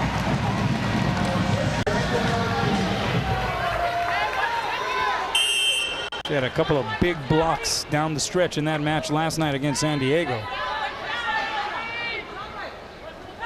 Listed at 6'2", but they said by the time she reported for fall practice, she was closer to 6'3". Alexikou unleashing on that set. Well, she's still growing for sure. She's 6'4" tonight. Wait till we measure her tomorrow night. Alexikou, by the way, that is her 7th kill of the match. She is 1 kill away from her match total against Washington last night. Igidi laying the smackdown. Give a lot of credit to Noreen Yosea that time. She saved the ball from going over the net one-handed.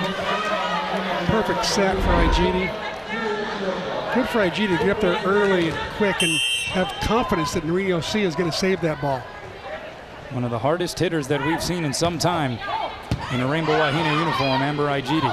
Outside Alexikou, speaking of hard hitters, was there a touch anywhere along the way? No, it goes long, and that's a point for Hawaii. Joanne Persico arguing her point. May she be considering a challenge? And it appears as though she will challenge it. And so Dixon Chun will take another look at a touch, no touch challenge. Oh, it looks like she's going to challenge in or out on that. So at first it sounded as though she was asking for a touch on that swing, but she is instead going to challenge whether it hit the end line or not. Now these are easier to pick up on the camera than the touches at the net, for sure. Well, as long as there's nobody standing in the way, we had a couple of difficult ones last night. Oh, that's true. You're right. You're right. And again, that looked out. I could tell from here. How about you? You're better than me. That one is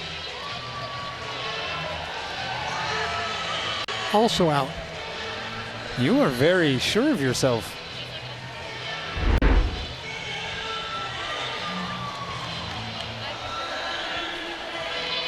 How about Efrosini Alexikou? Just a sophomore. The match she's putting together already, regardless of what this ultimately becomes. 7 kills. This would be her 8th if they reverse this.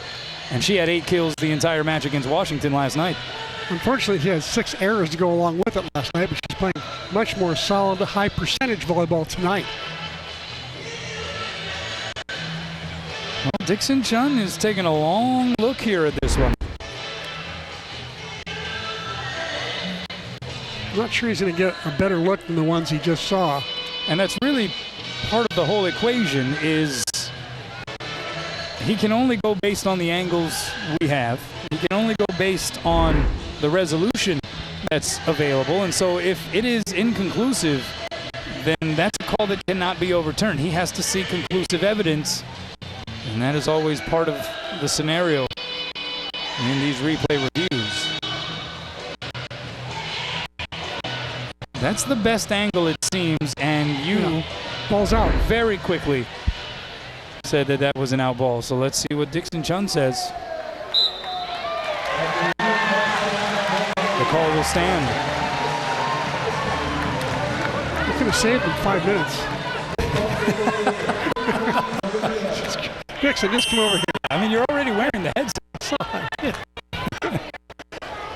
Well, it goes from what could have been 12-12 had that been reversed to 13-11 in favor of Hawaii here in the second. Rostelli, great save. Rasmussen along the back line. Helvig, the blocking down. That'll be kill number 7 for the freshman.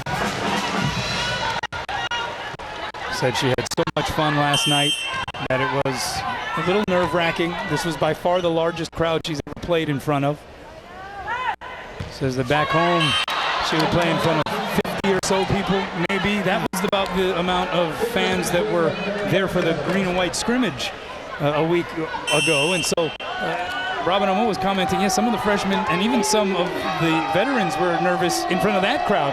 She was anxious as far as what the reaction would be in front of a Stan Sheriff Center crowd, but Helvig learned to really enjoy it as the night went on.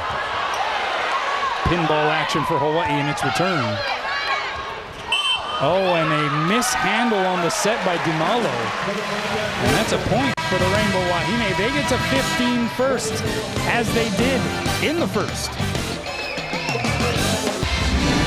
Welcome back. Let's check out the First Hawaiian Bank top 3 Hawaii career service aces. And Kim Willoughby, the first Rainbow Wahine player to hail from the state of Louisiana. She is first in that category, but how about Lisa Strand in the number 3 position. Of course, one of 3 in our corner crew, breaking down all of the action in the game on and post-game portions of the broadcast. One of the great ones for sure. And that was a great move for sure. Erica DiMalo pulling that one out from under her sleeve. Hawaii hitting 412 in this second set compared to 200 in the first. Meanwhile, St. John's hitting a $143 prior to that put down, and yet the Red Storm only trailing by a pair here, C-Mac.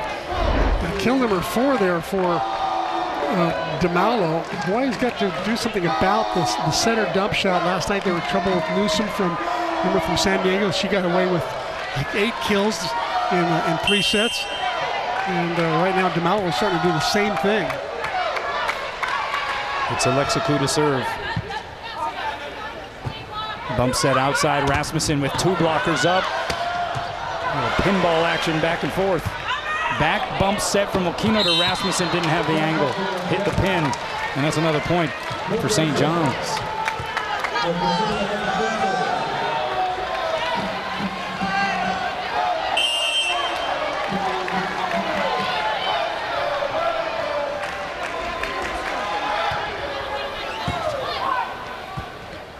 Here's Rasmussen. 2 blockers up again. Okino has to go back to Jolie, this time off the net. She's blocked, saves it herself. Wagner 2 hands it across. A good diving save by Alexa Ku. The swing by Wood, dug up by Okino over the net. Hawaii now with it again on their side. Okino high ball set. Rasmussen, the roll shot. What a rally. Hawaii had their chances, but every time they had their chance, Rasmussen was facing 2 blockers, 4 hands across, just like that. Finally, she decided to use a different shot. Smart idea. To go over the block and into the donut hole in the back row. Tightly contested battle so far. We saw 6 ties in set 1. We've already had 8 ties in the second set. Largest lead for Hawaii here in the second was 3. St. John's led by as many as 2. 2 points separate these 2 squads at the moment. Great dig there with Van Sickle. Over the shoulder swing by Wagner. And we got a joust at the net, saved by St. John's. They'll send a free ball across though. Hawaii with the advantage. Westerberg is dug up by Tiziana Bamukova. But then that swing by Mikhailova goes long. Hawaii doing a better job of playing defense there, especially on DiMalo. We have seen some fantastic rallies here tonight. Timeout, St. John's. Bring the stadium experience home with University of Hawaii football on Spectrum Sports pay-per-view. Call 643-2337 to order your 7-game season package today. Just like the Rainbow Wahine, the Rainbow Warrior football team off to a 1-0 start, but Hawaii with its work cut out for it here on night 2 of the Hawaiian Airlines Classic. Down 1-0, but up 3 here in set 2 against St. John's. And Tiffany Westerberg helps to close the door on Alexa Ku.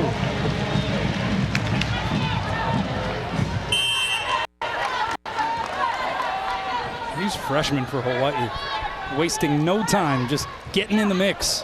And that's an ace by Bailey Choi.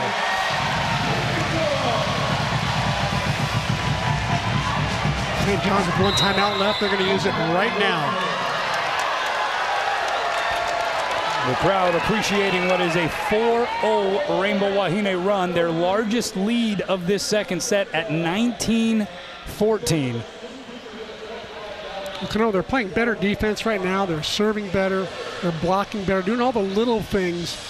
And they're not, unlike the first set, fewer unforced errors, basically. Well, a lot of weapons, obviously, for Hawaii. That has already been documented. But if you had to pick a go-to player so far in this very, very young season, it's Jolie Rasmussen. No question about it. She's been phenomenal doing what she's asked to do. Sometimes she, the first 3 sets last night, she didn't get set that much. I said, I wonder why she's not getting many sets. And all of a sudden, the floodgates opened up, and she got like every set from the rest of the last 2 sets of the night, and then she came through and got like 9 kills in 2 sets. Pretty amazing. Comes from a great volleyball family too, right? Dana and Dana. Easy to remember their names, right? That's right. And they met playing volleyball. Isn't that cute? Dad, Dean, played at UC Santa Barbara and for the U.S. national team. Mom, Deanna, played at Pacific. And yeah, along the way, they just got paired up in a volleyball match league type of thing and hit it off. And fast forward, Joey Rasmussen is a Rainbow Wahine. Yeah. The biggest story, though, has been Jolie's injuries, which she's suffered the last 4 years. And she's just so happy to be on the court and healthy. Hawaii by 5. Wood with the swing over the double block. 2-hand save there, Okino. Here's Rasmussen. Alexikou with the up. Mikelova is dug up. Okino working overtime. Wagner rattled around and down. A couple of great digs by Rico Okino. Keeping the ball alive, keeping the rally alive. Wagner, the freshman. An unlikely starter with first start. And Bailey, how about Bailey Choi running that ball down, getting her hands on it? Yeah, that was well done by Choi. 3-year starter at Utah. Got her degree, decided to transfer back home. Forces the overpass. Now goes right side. Rasmussen 2-hands it over. That set wasn't quite on the spot, and so Wood in the middle, dug up by Choi, who also plays tremendous defense. Here's Van Sickle, the roll shot, diving save Sanabia. Choi covers that second touch over. Wagner through the double block. Somehow it's returned. Choi able to save it at the last second. Wagner cross court, dug up by Mikelova. Here's Alexikou into the net, and Hawaii wins a long one. Bit of an unorthodox rally there where either side really felt sure of themselves on the swings. And finally, Hawaii wins the rally on an unforced St. John's error. How about Bailey? That last second reaction looked like it was going to go out and then realized it was going to stay in, and so she lays out to keep the sequence going. Mikelova gets the point back for St. John's. What a set that time from DeMaulo. Right on the money, on a line. Tough to get the second blocker out there to the pin.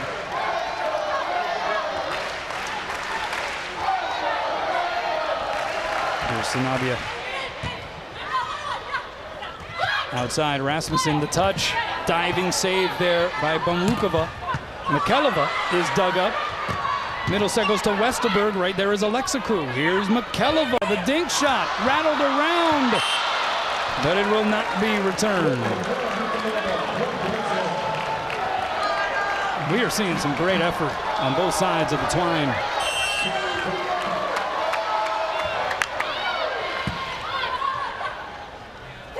Here's Rasmussen, rips into it, but off the block. Saved by Sanabia.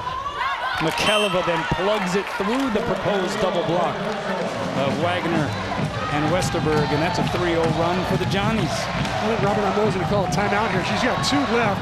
She can control the situation going down the stretch here. So a sticky rotation for the Rainbow Wahine, but they still have this 4-point advantage. You think it wouldn't be sticky with their #1 hitter on the left front right now, but you're right, they're having trouble getting out of this rotation. We'll see what Robin Amo calls for here coming out of the timeout. UH fans, select your exact seat locations when purchasing individual game tickets at hawaiiathletics.com. Click on the tickets button to print your tickets. Avoid the lines by going online.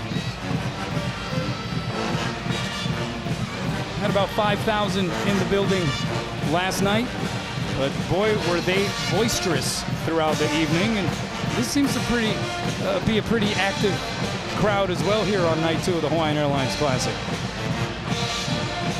Now, last night's 5,000 sounded more like 7. And tonight's crowd has gotten into it as well. They know that one of their main jobs, it's funny how Hawaii crowds are so knowledgeable of volleyball, like It's almost like they knew coming in they're going to have to make some noise tonight to bring up this basically drained Hawaii team after that emotional victory last night. They knew they were going to have to provide some energy for them, and I think they've done that so far. Yeah, after that signature win in the tenure of Robin Amo last night against San Diego, tonight been a bit laborious to say the least.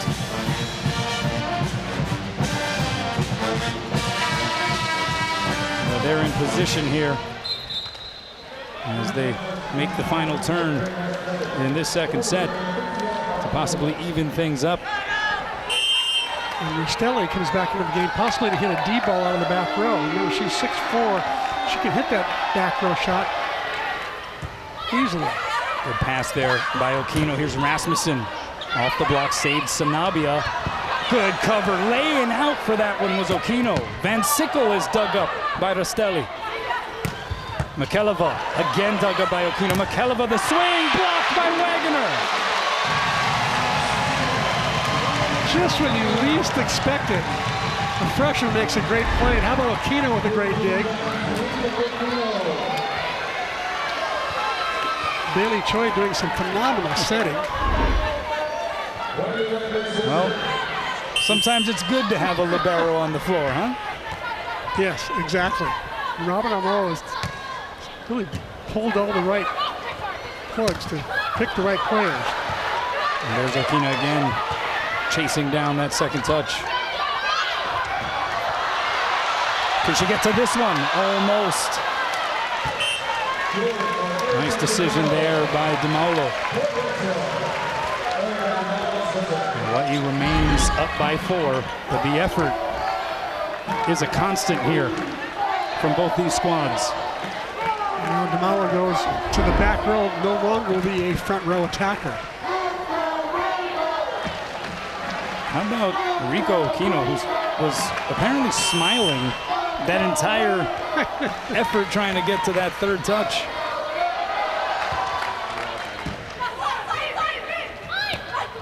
And Sickle is blocked back. Wagner then sets her up. A second time, it's dug up by Mikeleva, who gets the over-the-shoulder swing, catches it fat, sends it long. Point for Hawaii, and they're closing in. And here comes Kyra Hanawahine for the first time.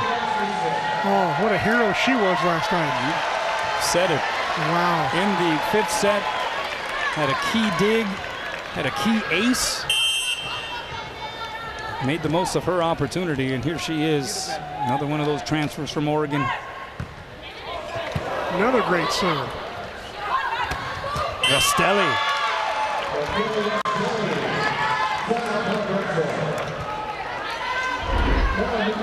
Johnny's not done yet. When we got somebody, a 6'4" lefty like that on the right side, they're always going to be dangerous. Rastelli, just a sophomore too, so look out in the Big East here for the next few seasons. And Sickle, the block hadn't formed, but what a dig by Sanabia. Centered by Alexikou. Mikeleva then tickles the tape, and it was fortuitous. Robin Amo has one timeout left because she's not going to use it quite yet. I guarantee you she'll use it here if St. John's scores, but St. John's does not score. Mikeleva giveth and then taketh away, right? Her 10th kill, gets to double figures offensively, but then serves it into the twine, and one of those maybe teachable moments. Exactly. Meanwhile, aloha ball for the Rainbow Wahine. And a good server to have the volleyball. Noreen, you'll see it. And that's an ace. Right on cue. And this thing is evens.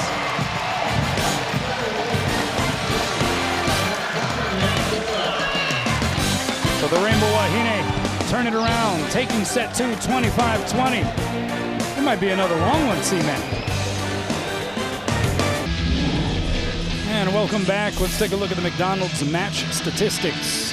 Pretty even. As you would expect with two teams who have split the first 2 sets, the stats are pretty even. Kills about even, attempts about even, errors about even, kill percentage, not very good. Offense, neither offense is very sharp.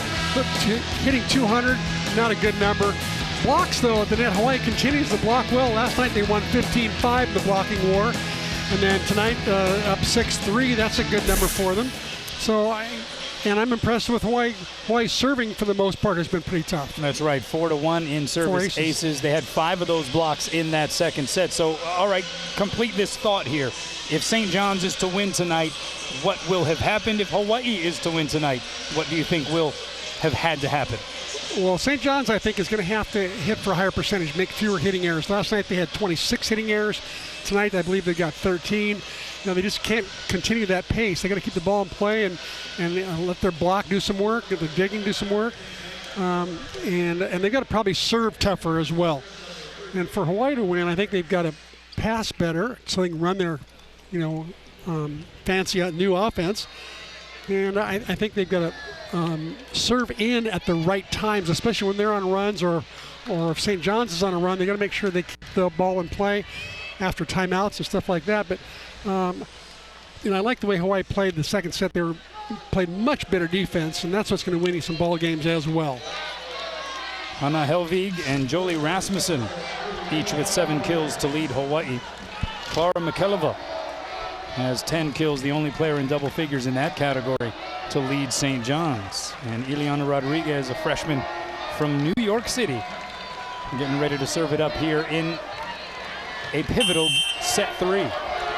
Mikelova hit him for a great number, too. She hit him 400 on the night as an outside hitter. That's tremendous. Here's Van Sickle. How about the up there by Sanabia? That was brilliant.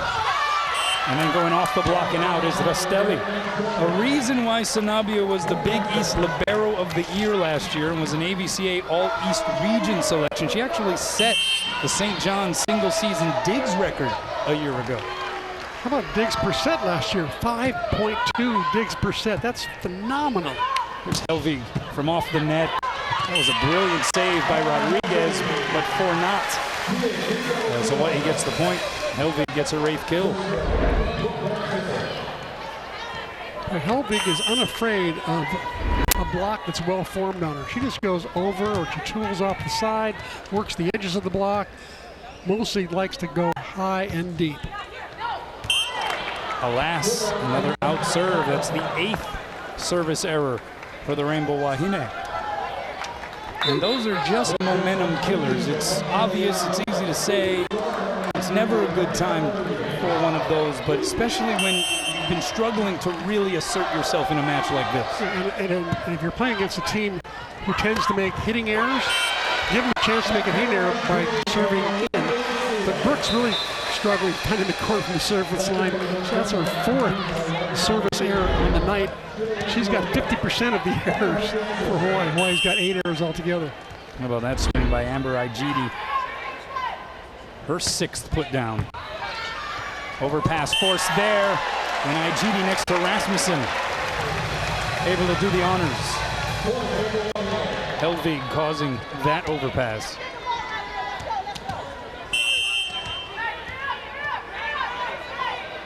Anna Helvig is going to be doing some damage in the Big West Conference and more here over the next few years. Outside, Rasmussen. And that goes off the block and out, barely beyond that sideline. It's a good thing she hits the ball hard, because had she hit it softer, ball would have been stuffed.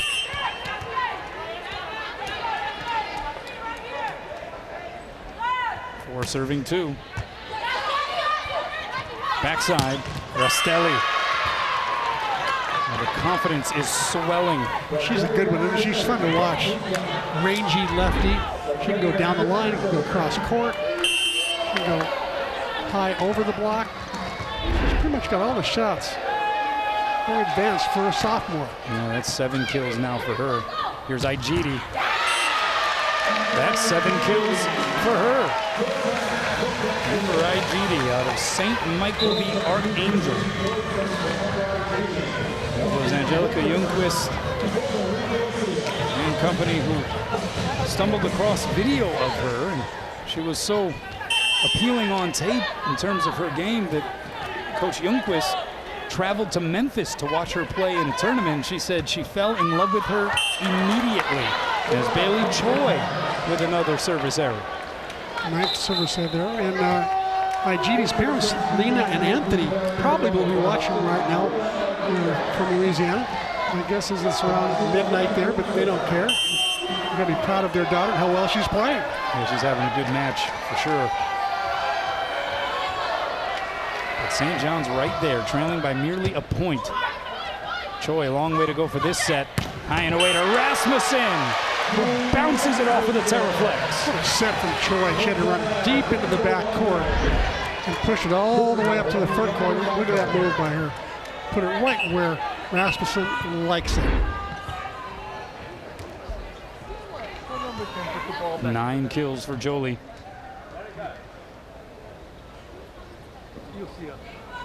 And we have a pause in the action here.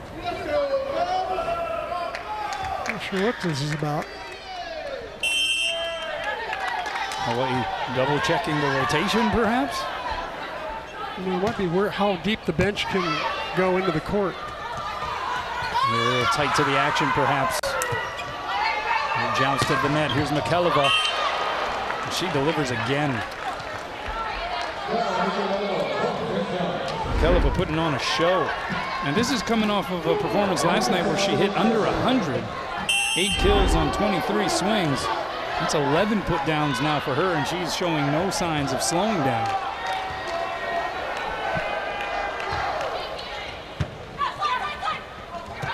Slide goes to Westerberg. What do you think about Tiffany Westerberg and the impact she's made in the middle? Actually, I'm surprised. I thought that Igidi and Sky Williams would pretty much carry the load the whole weekend, and Westerberg would work her way into the lineup. But night number 1, she got in there and she loved it, played well, and tonight, same thing. She's coming in being the fireman. 2 in the block that time, McKelliva. Here's a little fun fact. In practice the other day for St. John's, I was watching, and Milan Zarkovic walks in. Guess what? They have people from 7 different countries. He spoke all of their languages. I don't doubt that. He is a Renaissance man. Yeah. Wagner touches it over a triple block diving save there, Sanabia. And a free chance here for Hawaii. Wagner has to lay out though for it. Helvig over the double block, she got under it, but a net violation called against the Red Storm results in another Hawaii point. Looks like there might be a challenge here. That is a reviewable play.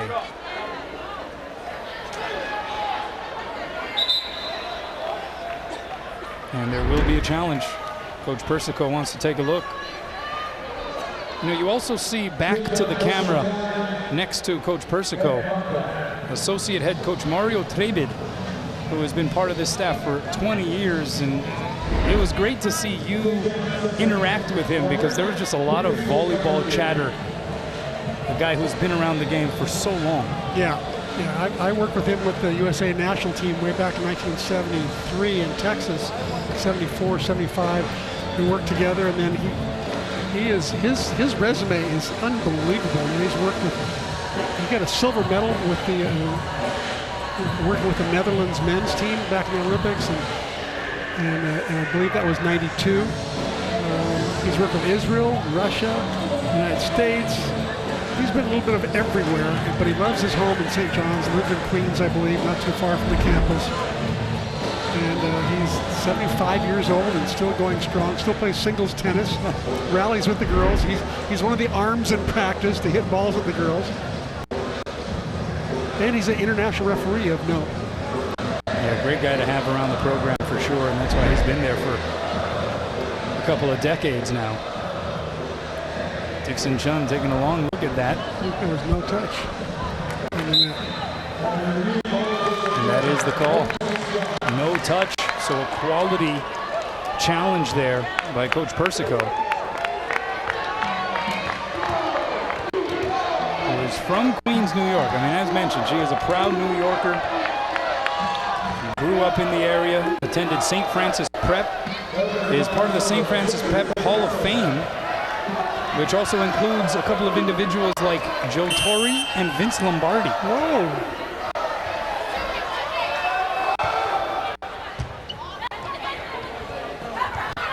Helvig off the double block. Good chase down there, Rastelli.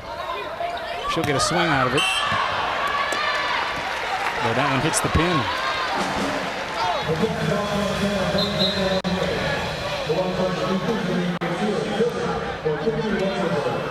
A couple of subs once again. Taijidi back into the front row.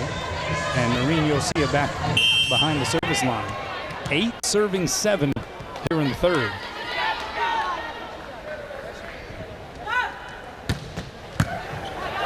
Pass tight to the net, one hand set. Van Sickle the block on the swing by Katari. But Rastelli, as has been the case so many times in this match, able to deliver the punctuation mark. At 6'4", she just goes inside the block. The block was well formed. They knew where the ball was going, but she found a way around it. Van Sickle cross court and wide, no touch. A point for St. John's. A rare error from Brooke Van Sickle. And certainly a much quieter night offensively for Van Sickle as compared to her introduction to the home fans last night. Helvig rattled around and then put down by McKelliver. St. John's is just scrapping right now, and that forces a Hawaii timeout, trailing by 2 in the all-important third set. Well, Rachele Rastelli from Parma, Italy, the 6'4" sophomore southpaw, has been huge here for St. John's, and it seems as though she's been the momentum breaker oftentimes when Hawaii has found itself in the lead or during long rallies. She has been one of the equalizers here for the Johnnies. Helvig is blocked back. Here she is a second time over the double block and down. A little high cheddar there for Efrosini Alexiou. And that's kill number 9 for Hannah Helvig.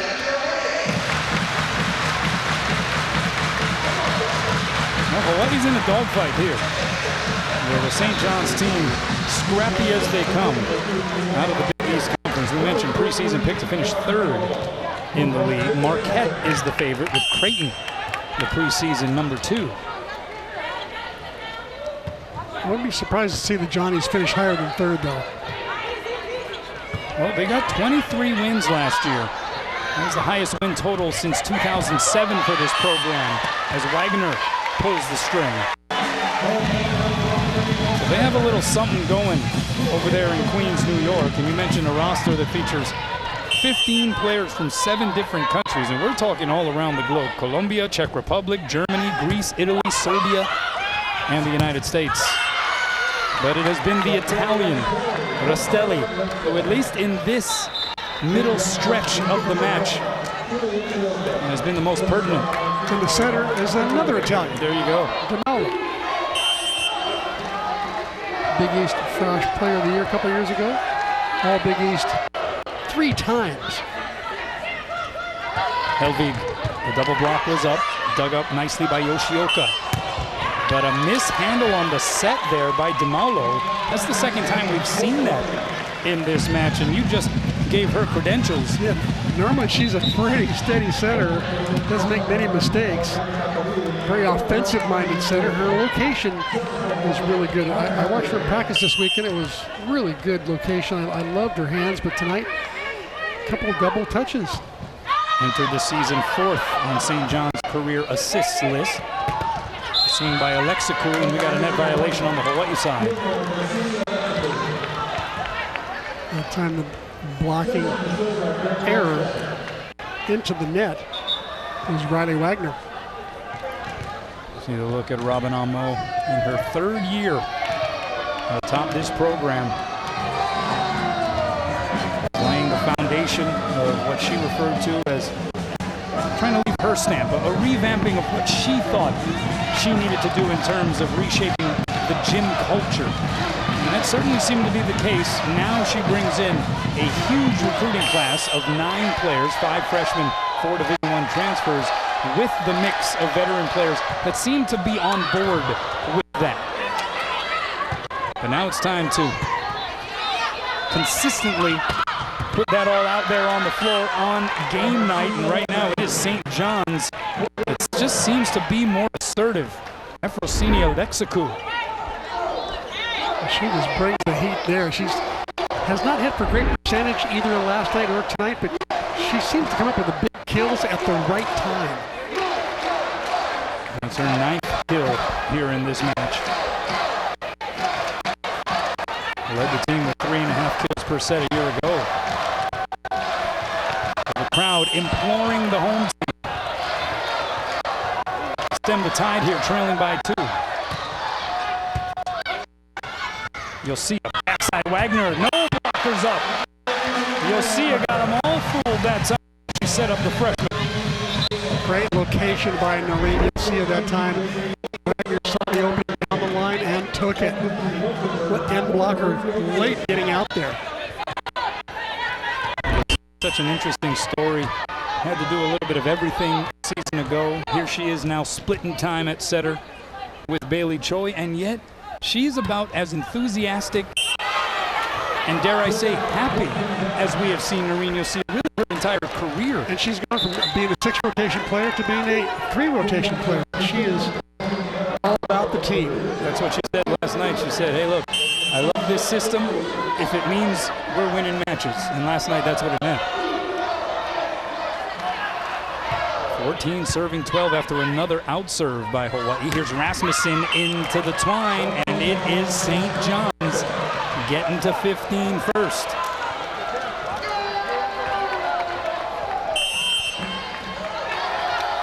Largest lead for the Johnnies here in the 3rd. Critical stretch in this match. Helvig from behind the line, block out a piece, but it plops down onto the floor. Every once in a while it pays to be lucky. That was definitely lucky. The ball's in the air a long time. Johnny should have brought that one up.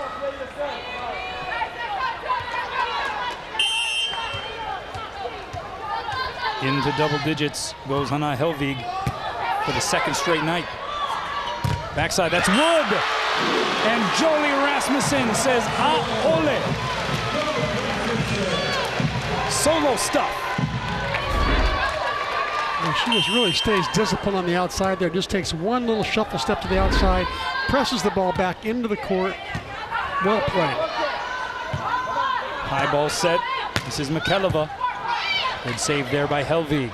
Here's Rasmussen again. Diving save by McKelliver this time. And it's slapped over by Alexikou. Here's Hawaii. Middle set. That's Westerberg.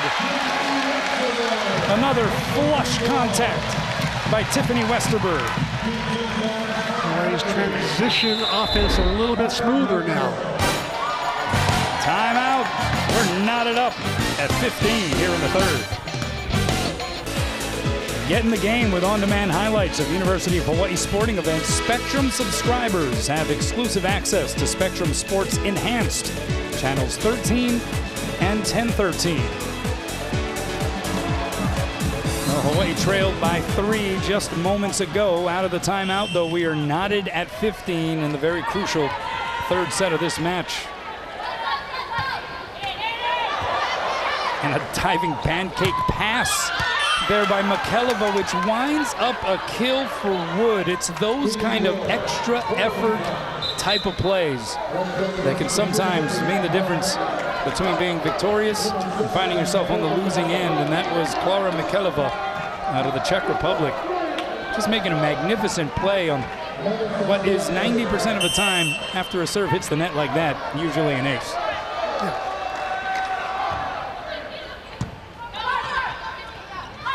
Here's Van Sickle. Here's McKelliver on the swing. Two-hand save there, Helvig. Block may have gotten a piece, so a good save for her. Block got a piece on the St. John side as well. McKelliver a second time, blocked back. The cover by Sanabia. McKelliver, the dink, finds the floor. And St. John's up by 2. That is 14 kills now for Mikhailova. Well, I really should have read that. Dink, because the block is well formed. As their second try at that block. And a lot of times hitters will just back off and hit the soft shot because they weren't successful the first time against the block. Rasmussen, they had 3 blockers up, did the Johnnies, and it didn't matter. Now that X-play did not really fool a whole lot of people, did it? They still got away with it. Kill number 9 for Rasmussen. Enrico Aquino back behind the line to serve. Civil engineering major in this her redshirt junior season. She is scheduled to graduate.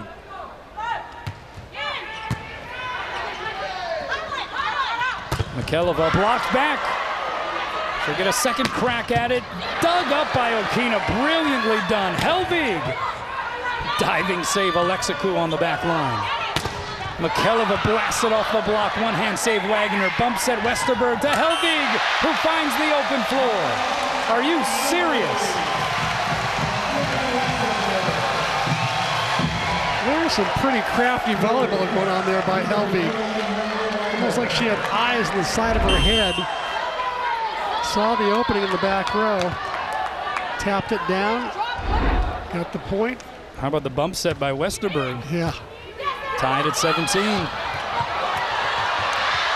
Oh boy, what a play on several fronts. Van Sickle.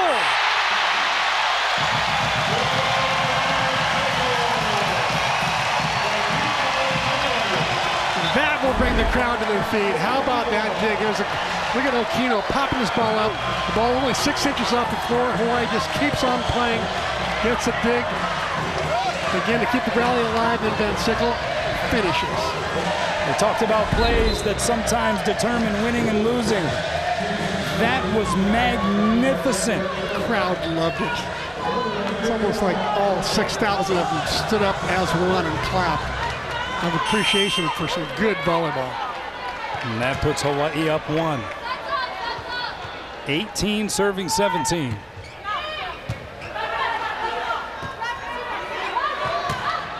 Off the net that time. Dostelli couldn't put a Goodwood onto it, but the pass was off the mark, and so St. John's with the advantage. And guess who? Mikhailova. As usual, she's just like a broken record of getting kills, one after another. That one her 14th, I believe.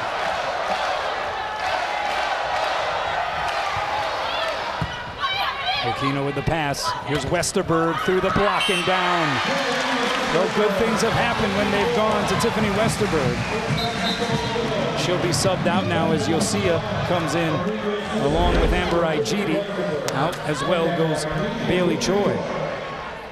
I mean, is this what we're in for all season? We had a 5-set thriller last night. We're going seesaw style here on night 2. Well, 13th ranked Washington awaiting Hawaii tomorrow. Mikhailova dug up by Wagner. Yosia goes middle, set too low for Igidi though, and the diving save Sanabia. Here's Rastelli, dug up by Yosia. Helvig tries to touch it off the block, and she does so successfully. What a bump set from the back row by Wagner. That was a very difficult move.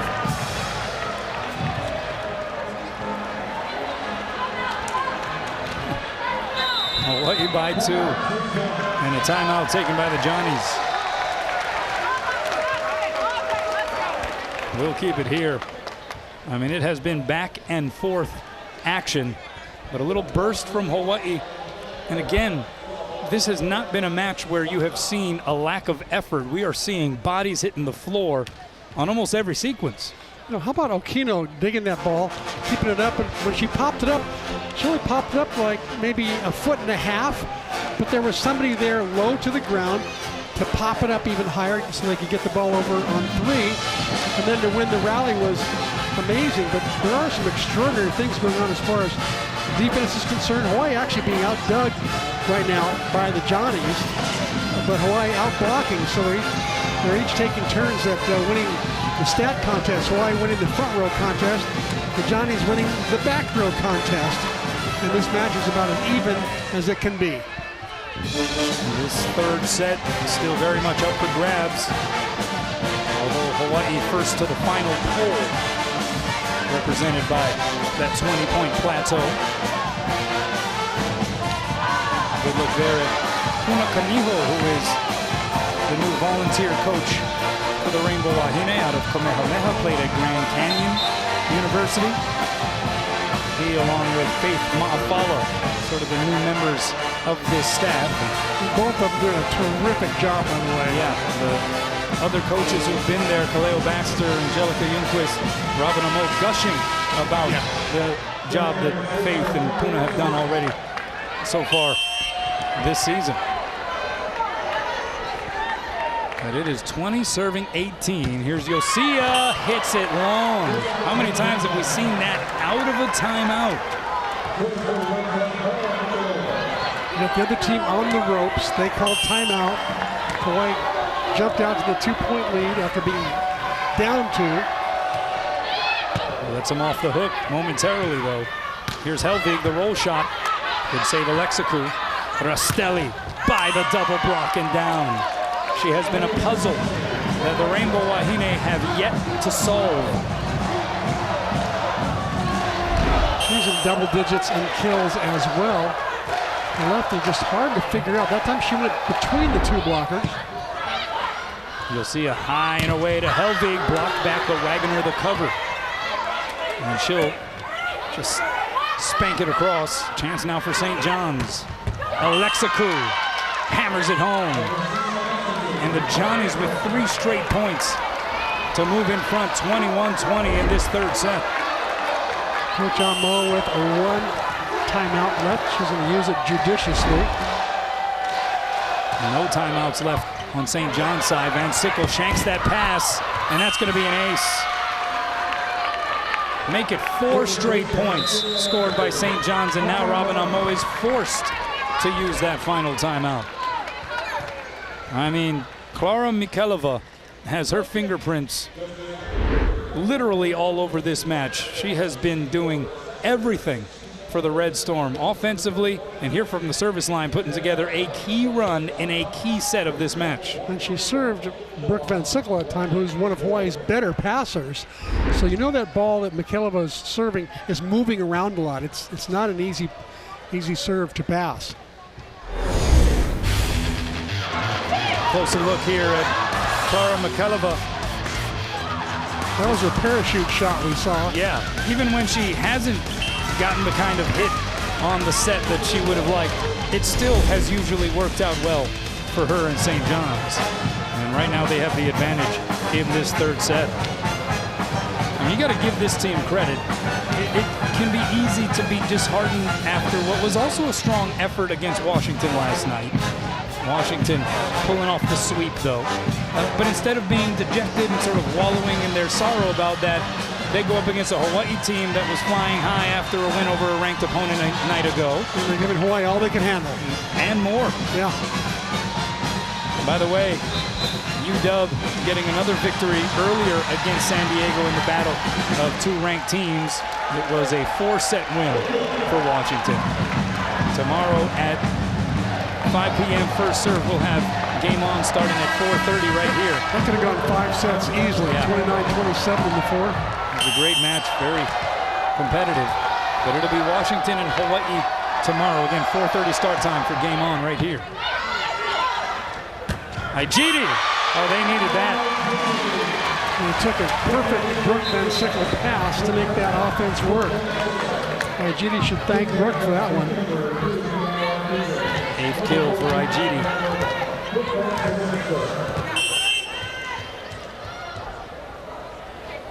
Big serve here for Van Sickle.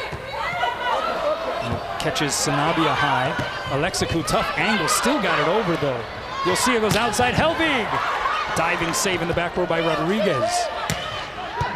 And then Rastelli is dug up by Yosia. Bump set tight to the net by Wagner. Aijidi pumps it up over the net and then loses the joust to Katariu.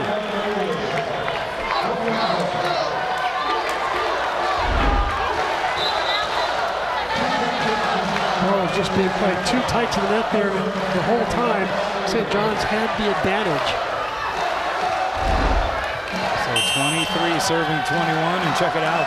It's the local girl, Yoshioka, with the serve. Middle set, Ijidi. It was a little low, so really all she had was the tip shot. Yep, exactly.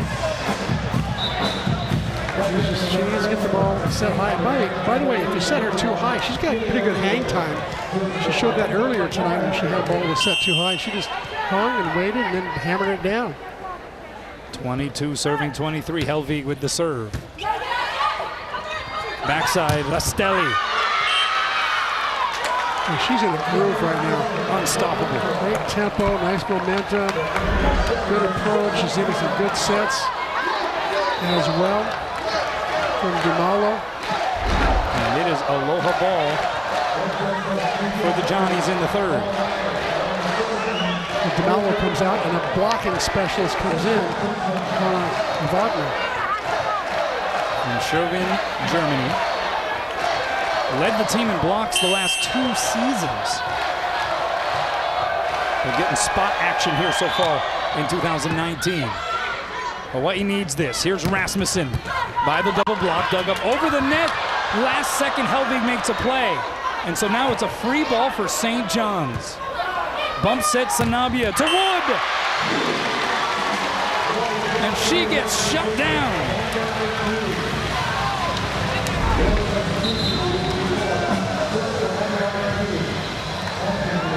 Rasmussen getting most of that one, C-Mac. Once again, Rasmussen showing some great blocking technique, penetrating over the block, staying steady, not moving her arms around a whole lot. Not sure what's going on right now between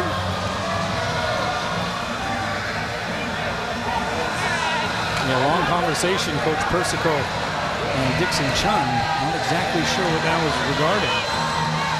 But it remains aloha ball here for St. John's. They don't have the setter in. He wouldn't let the setter come back in. I'm not sure that was. Bailey Choi struggled with the ace a couple of times here today. It's the libero Sanabia who sets up the outside to Alexikou, who finds that end line narrowly to end things in the third. Well, Hawaii facing the exact same scenario they faced last night against San Diego, heading to the fourth, trailing 2 sets to 1. And if they're going to do it, if they're going to improve to 2-0, they're going to have to do so in 5. Now, they got to win the fourth first. That's coming up.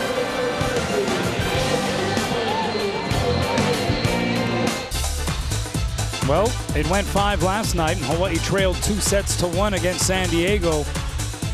Just about the same scenario. They trailed 2 sets to 1 here against St. John's. You see the scores have been tight all evening long. And Robin Amo taking her team off of the floor and into the tunnel to talk story between sets 3 and 4. Come and visit our new Spectrum store at Ala Moana, located at street level near Shirakia. Open Monday through Saturday, 9 to 9, and Sundays, 10 to 7. Hope to see you soon.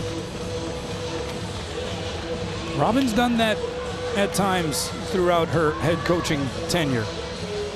And that usually means she means business and wants to make sure that the message gets across, to get out of what is more of the hollow, echoing noise surroundings near the playing surface into the tunnel, where the sound is a little bit more muffled and maybe easily understood. Or it echoes, they hear it twice. They hear the message twice. Maybe. The team, I think, is they're a victim right now of a St. John's team that's really fired up. They have players that didn't play well last night, all of a sudden playing well tonight. So the scouting report is like out the window. And we just found out that St. John's had a libero setting in the last point because they ran out of substitutes. They used all 15 subs in that last set. So a must-get set 4, and Bailey Choi forces the overpass, but Rasmussen couldn't put it down. Alexikou is dug up by Van Sickle. Great effort there by Rasmussen, but still a free chance here for St. John's. Alexikou again down the line and finds the floor. St. John's doing an incredible job defensively, just keeping it up. Alexiou with 12 kills now. We've got Michailova with 15 kills. Rastelli with 11 kills. They have they're three big bangers who've got, and they're in double figures. Hawaii only has one player in double figures, and that's Hannah Helvig.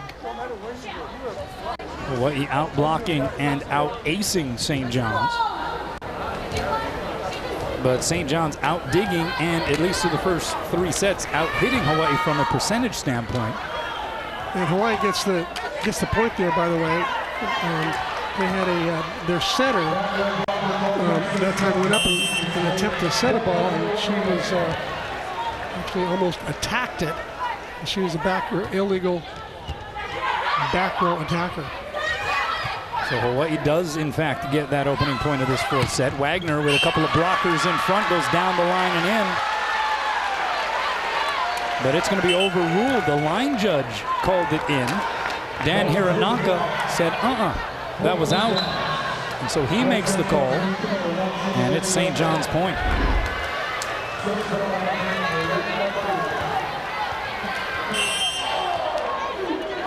That looked in. That looked very much in. Slide goes to Westerberg. Good up there by Rastelli. And a mishandle. 3rd time we've seen that by St. John's setter Di Maulo.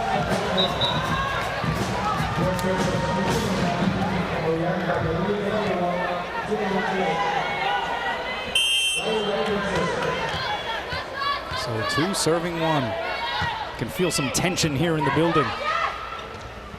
Wood was able to just slam dunk that one to the floor. And as we have seen throughout this match, we are creeping along. That 3rd set had 12 ties, which is a pretty insane number. Yeah, it really is.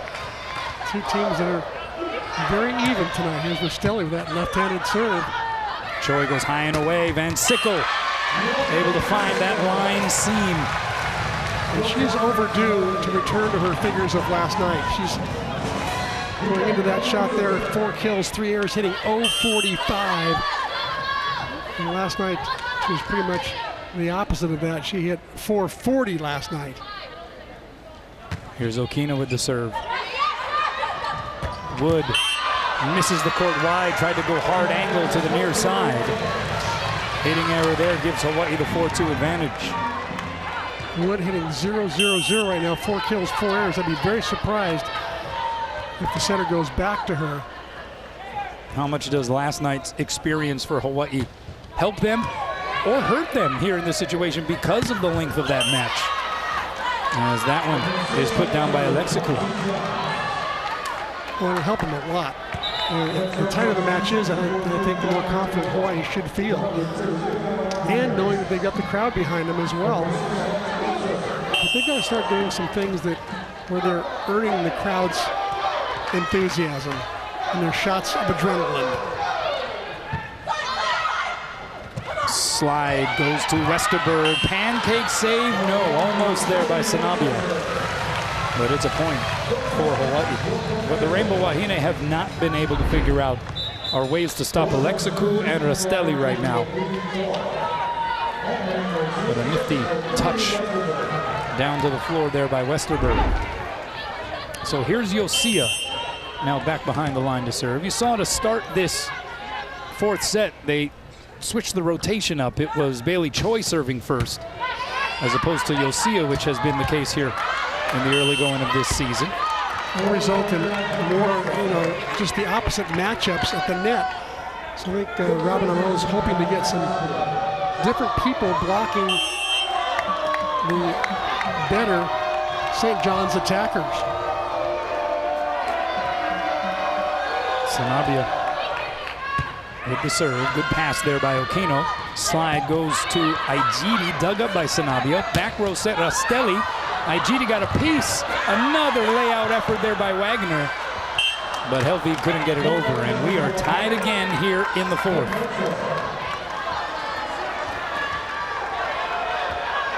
Sanabia has been something at the libero position for St. John's tonight. Was also a swimmer back in the day. Swam for North Baltimore Aquatic Club, the same club as Michael Phelps. And then delivers the ace right on cue like she knew we were talking about.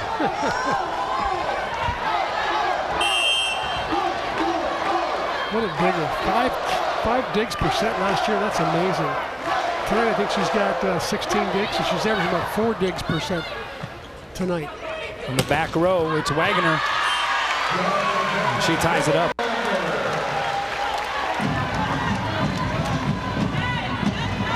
Sixth kill for the freshman Riley Wagner.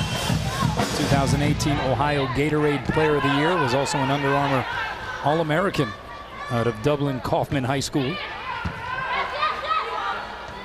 Here's Rastelli, blocked back and roofed. They finally got her, C-Mac. Helvig next to Igidi. It's taken pretty much, about 2 hours to figure out Rastelli and get a block on her. Yeah, tonight's match starting a little late because of the length of that Washington-San Diego match here on night 2 of the Hawaiian Airlines Classic. Overpass. Wagner couldn't put it down, couldn't terminate that one, but Hawaii will get a chance on the free ball. Igidi. Now that is a termination. Amber Igidi did a nice job of avoiding that block. She didn't need to hit the ball real hard. She just needed to place the ball around the block and aim for the floor, obviously. But that's exactly what you referenced earlier.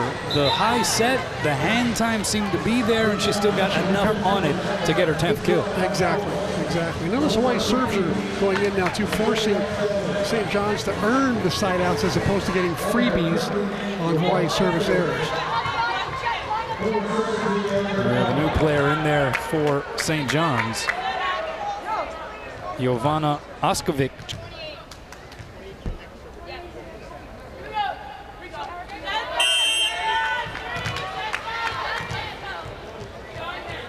Number 28 from Belgrade, Serbia. Another 6'4" opposite. They just seem to be pumping them out in this program. Here's Helvig off the block. Outside set, and that is McKelliver who gets roofed. So they get Rastelli moments ago, and they finally get McKelliver. Give credit to Amber Igidi for hustling to the outside, getting out there and closing that block. She was late, but she did get there just in time. 9 serving 6, overpass. Oh, great cover there by Sanabia. Alexikou sends it over. So Okino, back bump set, Helvig, blocked back and roofed. A little vengeance there, and Oskovic was part of it.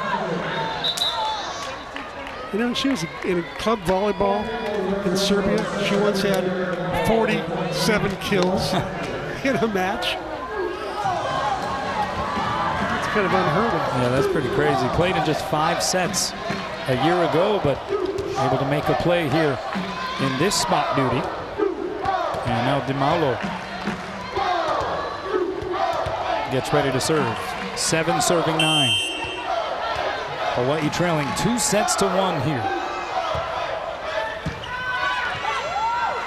Outside, roll shot, Wagner. We got a net violation. That's going to go against Rastelli. She owns up to it. Immediately raising her hand, saying, "My bad." And a point for Hawaii.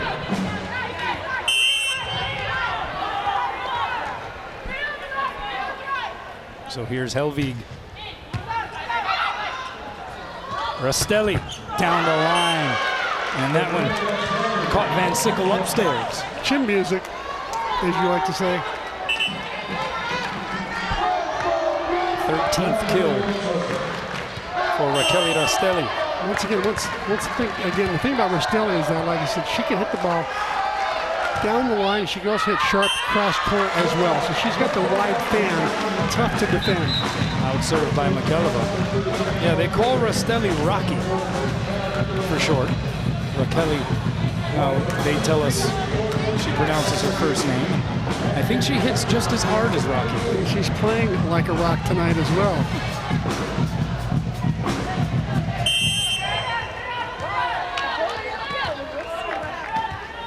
11 serving 8. Here's Bailey Choi. That one tickled the tape. A layout pass by Alexikou. Free chance here for Hawaii. Can they cash in?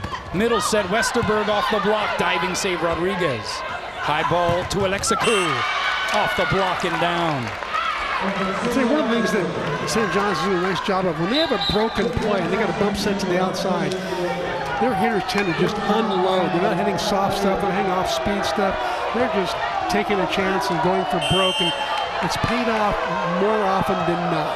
That's a really good point. I mean, say what you will, hitting error or not, they are swinging confidently, and they'll just deal with the consequences after the fact. Exactly. There was a rare time they had a tip shot there. Rasmussen jousted the net, and she went over. Impeded on the St. John's side. And so that's a point for the Red Storm, and they're back within one. Unfortunately, a little too anxious. Come over the net. Here she is, solo blocker against her. Rodriguez, no, make that Yoshioka the layout save, but only momentarily.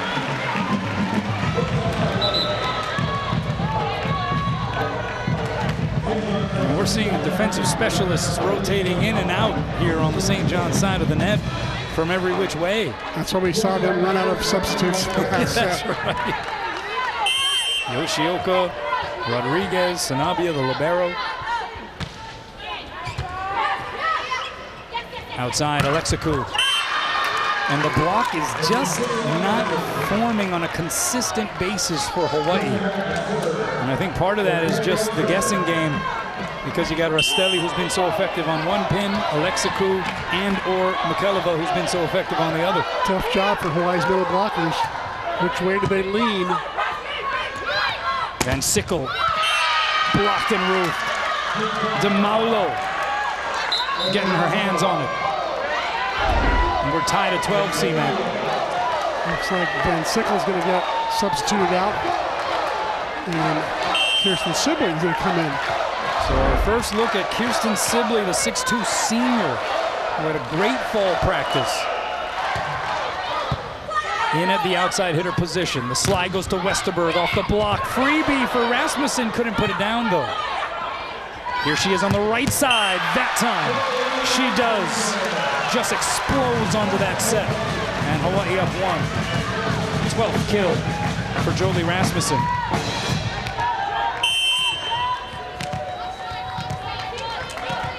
Stepped it up when she needed to most last night in sets 4 and 5. Can she do it again here tonight?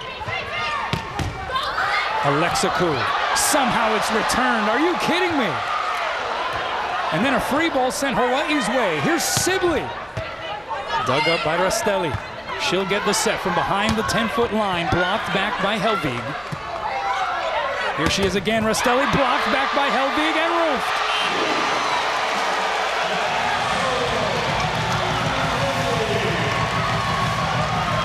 Both sides blocks are really coming together.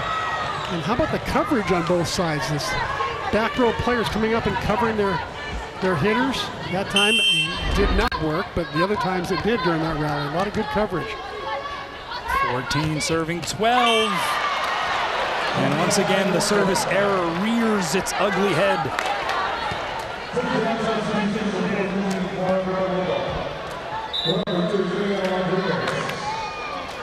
And back into the match comes the very dangerous Clara Mikelova. Alexikou to serve.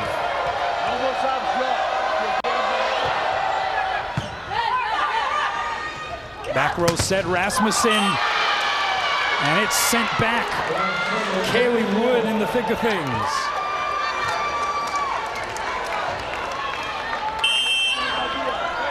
And we're tied at 14.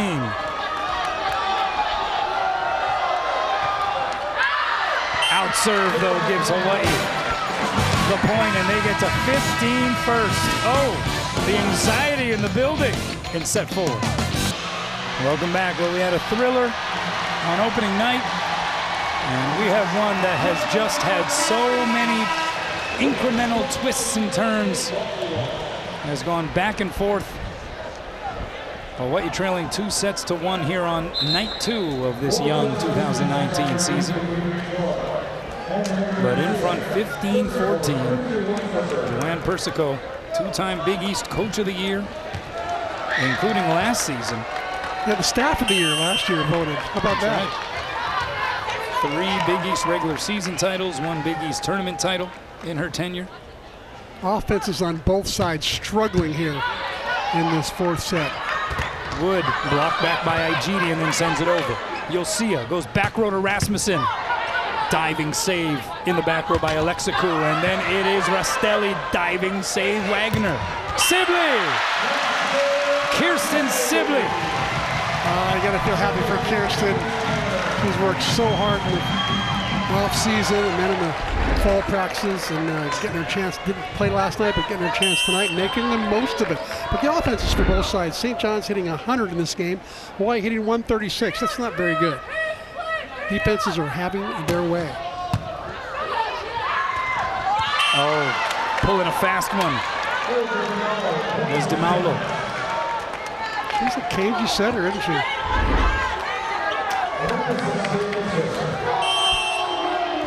Helbig will learn. It'll take some time, but she will learn how to defend that back dump shot. Helvig has to retrieve that second touch. Rasmussen 2-hands it over. Advantage St. John's. And there she was again. DeMaulo thinking very offensively. And it's tied once more for the 7th time in this 4th stanza.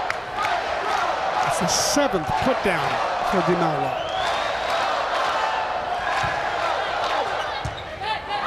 Oh, and that's a shank and an ace. And that is St. John's first lead of the set. Hawaii led by as many as 3 back when it was 11-8. But right now it is 17 serving 16. Hawaii against the ropes once more.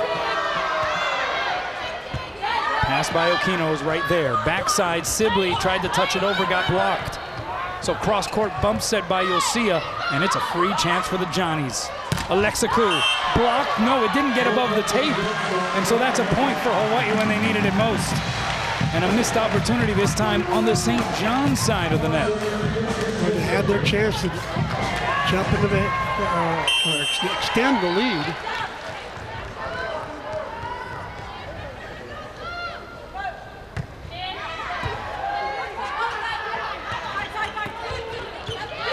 Left-handed over by Alexikou. Here's Helvig. Dug up over the net. Retrieved by Okino. Backside.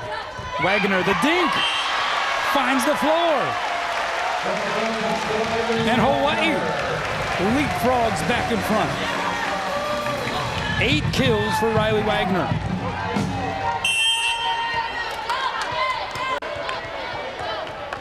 And trying to signal for a timeout was Joanne Persico, but it came after the whistle, so she wasn't awarded it.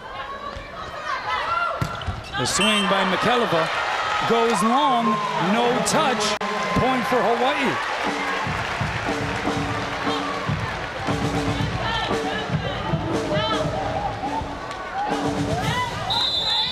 And now, Persico will take that previously attempted timeout.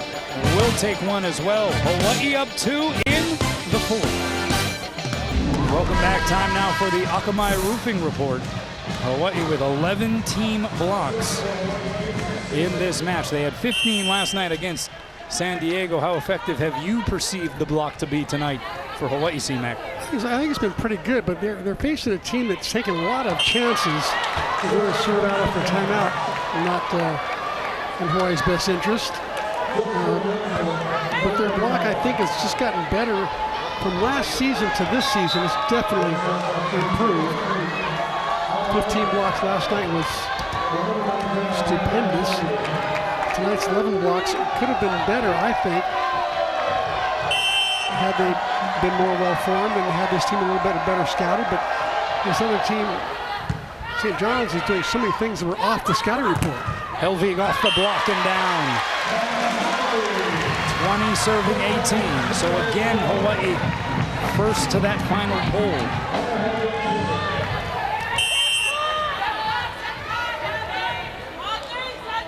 Helvig with 13 kills. That matches her output from night 1. Rostelli blocked. The cover there by the setter DeMauler. Rostelli a second time blocked, but it goes out. It was Igidi next to Rasmussen.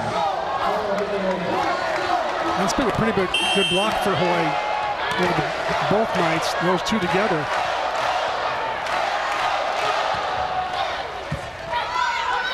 Lucia high and away. Rasmussen, 2 blockers up. She'll get a second crack at it. And this time makes it count. Good set on the bump by Rico Okino. Oh, that was a beautiful back bump set there by Okino. Rasmussen only had the sharp angle and she took it. It's not an easy shot, by the way. Get the ball inside the 3-meter line like that. The thin slice. Wrist away, slicer-rama. So 21 serving 19. Hawaii looking to push this to a 5th. Pass tight to the net. Middle set, that's Wagner, can't get it down. Another back bump set. Rasmussen off the fingertips of the block, saved by Sanabia. Here's Alexa Koo. Denied! Westerberg in on the fun. Looks like St. John's is going to take a timeout and talk about that block right there. Forehands across, Manoa Roofing Company in the house. We were just talking about the block and its effectiveness, and that was quite an opportune time for it to show itself. Westerberg with the denial. You see the blocking numbers 12-6 now in favor of the Rainbow Wahine. You know who was all smiles last night after the game? Angelica Ljungqvist, the blocking coach. She loved those 15 blocks. Well, don't forget, tomorrow we have Hawaii taking on another nationally ranked opponent. That's going to be number 13, Washington. We go on the air with Game On at 4:30 right here, so check it out. Next week, we got another tournament for you, the Rainbow Wahine Invitational. We got Army, Sacramento State, and Denver as part of that tournament. It will be Thursday, Friday, and Sunday.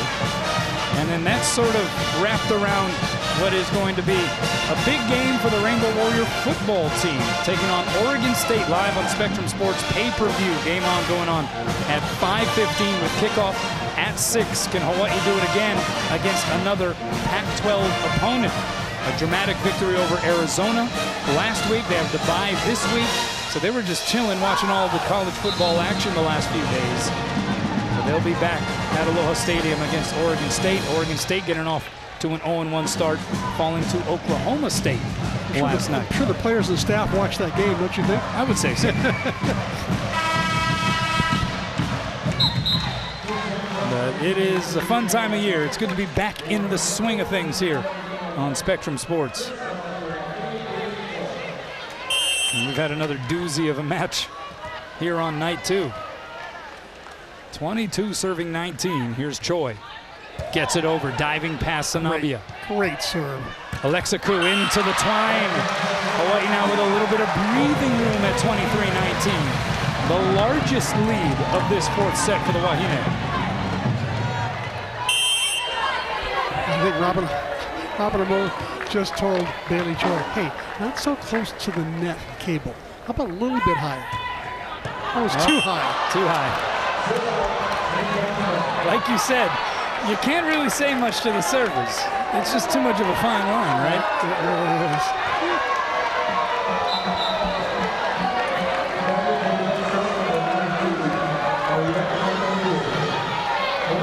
Lamar has 2 timeouts left. St. John's has none. That was the 4th service error for Choi, by the way.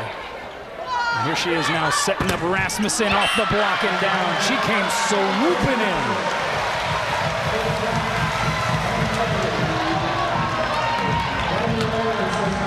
And it's Aloha ball for Hawaii in this 4th set. Can they push it to a 5th for the 2nd consecutive evening? Wagner the serve. Backside, Rostelli. When in doubt, they have looked the way of the 6'4" sophomore on the opposite side. She has become their go-to player for sure. Especially when Alexco hits one long out, hits one into the net. For sure, the next ball is going to go to Rostelli. Boy, I really should have had 2 blockers up there. Still Aloha ball. Middle set, Westerberg paintbrushed it, so chance here for St. John's. Punched over and down by DeMaulo. And Robin Amo is going to take a timeout. Such a crafty setter. She just knows where the open court is. That was actually for her kill number 8 on the night with 1 error. She's hitting like 400 on the night as a setter. Well, no matter what happens here for Hawaii, if they're able to push this to a 5th or not, you have Washington sitting there having played thus far a total of 7 sets, the early match both nights, and so they will be by far the fresher team when they get on the Terraflex against Hawaii tomorrow evening. I mean, that's neither here nor there. That's not even on the radar right now for this Rainbow Wahine squad, but that certainly will be part of the story tomorrow. Absolutely. And actually, I talked to the trainer for University of Hawaii, Renee Shimura. She said that they're doing all they can to get these girls to be fresh. There's Renee right there. Does a terrific job. And she's trying to get them doing the compression things. They pump up and get the blood clots moving around. And we got, they're doing ice baths and all that stuff and rolling out on the rollers. So they're doing everything they can to have every girl fresh every night. But I'll tell you, it's not easy when you're playing. You play back-to-back 5-gamers. Rostelli has not missed a serve in this match.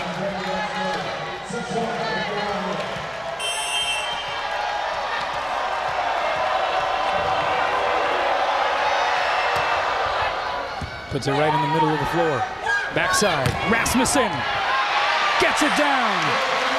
And guess what? For the 2nd straight night, we're going to a 5th set. I mean, maybe this is just the norm. Hawaii evens things up, 2 sets apiece. Can they do it again? The decisive 5th set next.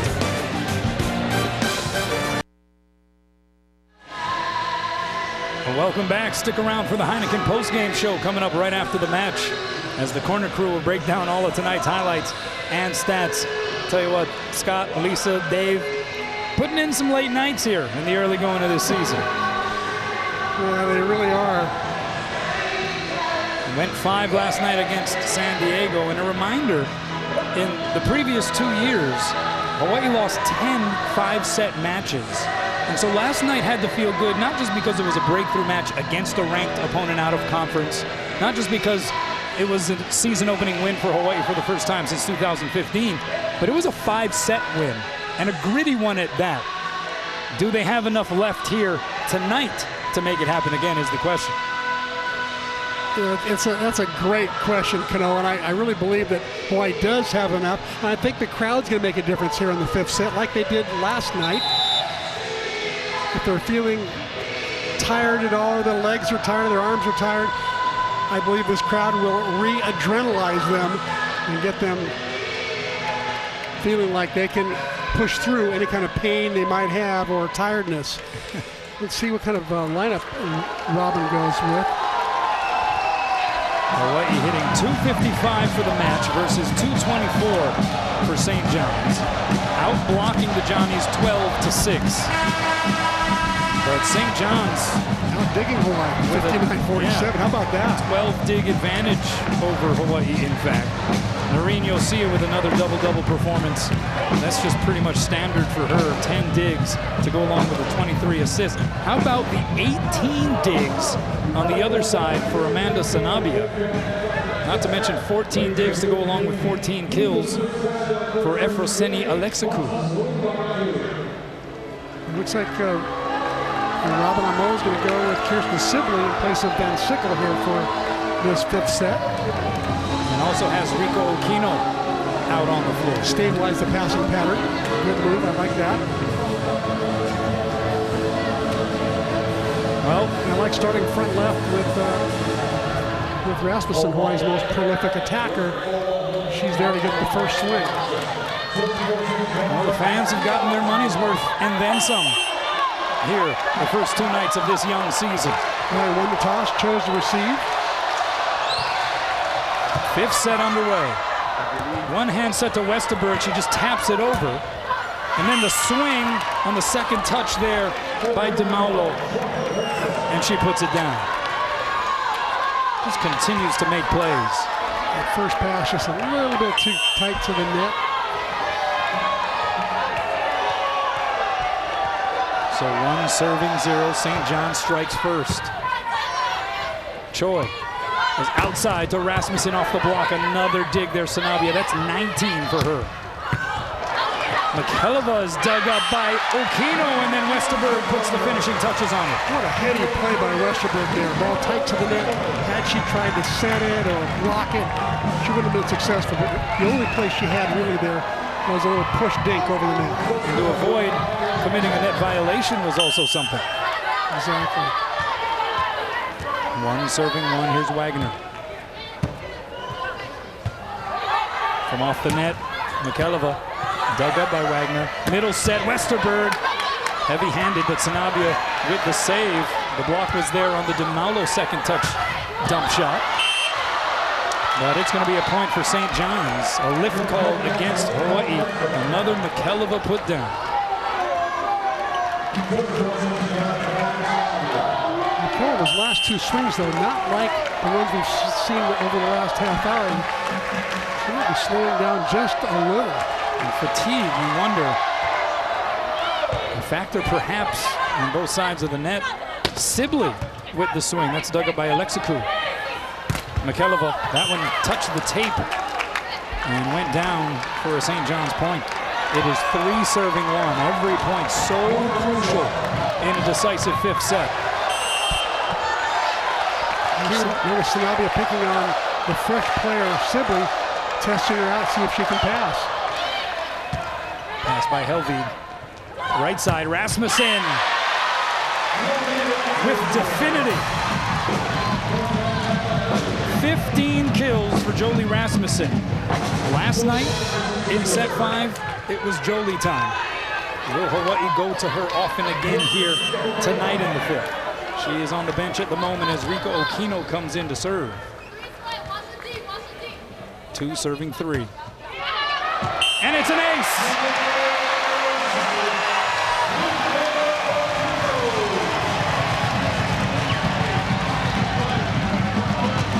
Players are urging head coach Joanne Persico to challenge the in-out call, but from our angle, we're pretty close to the same angle as the St. John's coaching staff. It looked in. It looked good, you're right. 3 serving 3. McKelliva blocks back. Good save there, Sanabia. And then nobody there to clear that 3rd touch until Sanabia comes in at the last moment. Good save there by Okino, and then bodies colliding, so chance here for St. John's. A net violation called against Helvig. Gives the Johnnies the point. A lot of confusion on that point on both sides. Each team giving each other free balls, soft hits like that. Ball not coming up.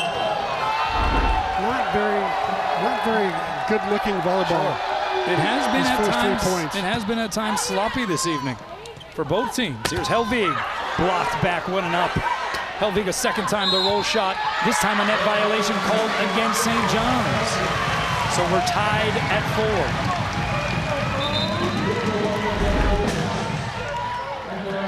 4. Katana knew that she hit the net right there. As she came down, caught the bottom of the net. She's talking to herself. In Greek, I'm sure. This has been a grinded out type of affair. You'll see it with the serve. Rastelli blocked in row. Hannah Helvig says, oh no you don't.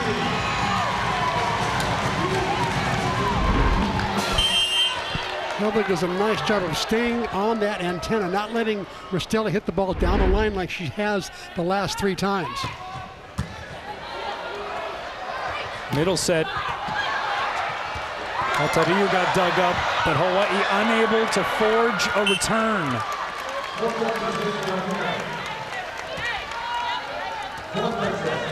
And so a point for St. John's. We're tied at 5. 2 sets apiece, 5 all. Does it get any tighter than this? I mean, it's been this kind of match all night. Yeah. Just slogging along here between 2 teams that have been playing on the same plane of competition. 37 ties tonight. How about that? That is incredible.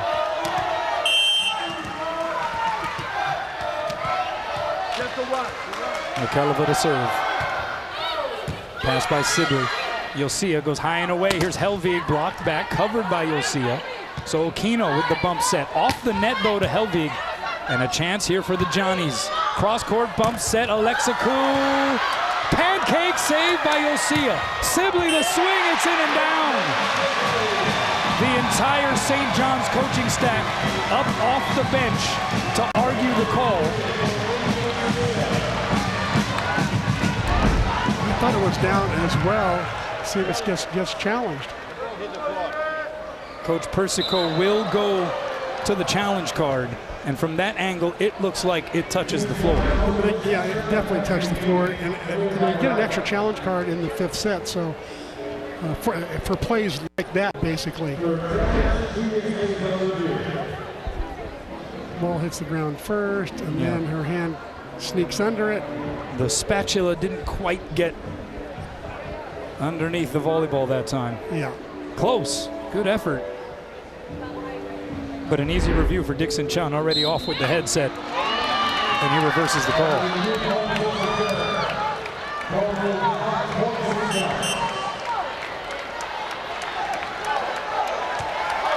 I mean, the entire coaching staff was up in the grill of Dixon Chun after that one.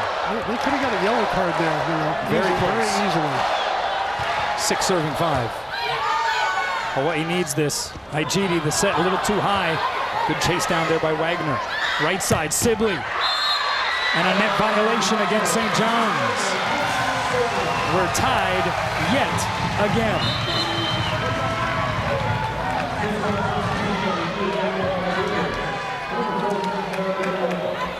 Are you not entertained?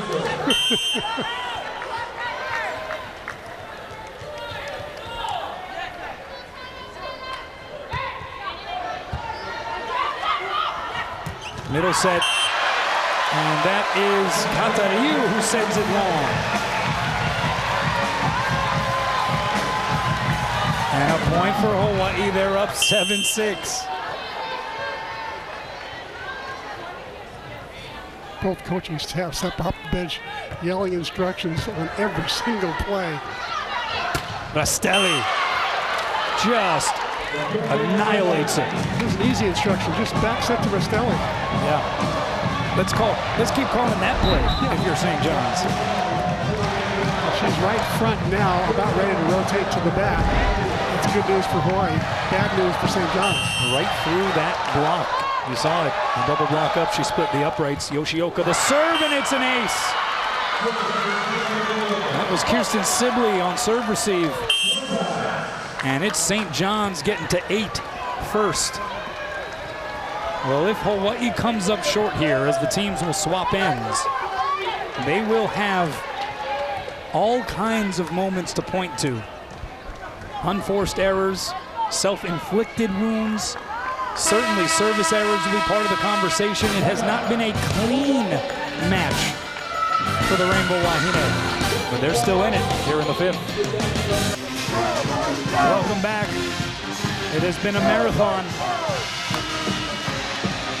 It has also been yet another anxiety-ridden match here for the Rainbow Wahine, but they lead by 1 in the 5th. One hand set results in a free chance for Hawaii, and in fact, the pass was outside the antenna, so that is a point for the Rainbow Wahine. They lead by 2, 10-8 here in the decisive 5th. Great serve by Helvig. That started everything. Helvig serve. Another good serve. Almost an ace. Out of system once more. Alexaku is blocked. Head roof. Igidi up next to Wagner. And that is 4 straight points for the Rainbow Wahine. Timeout, Red Storm.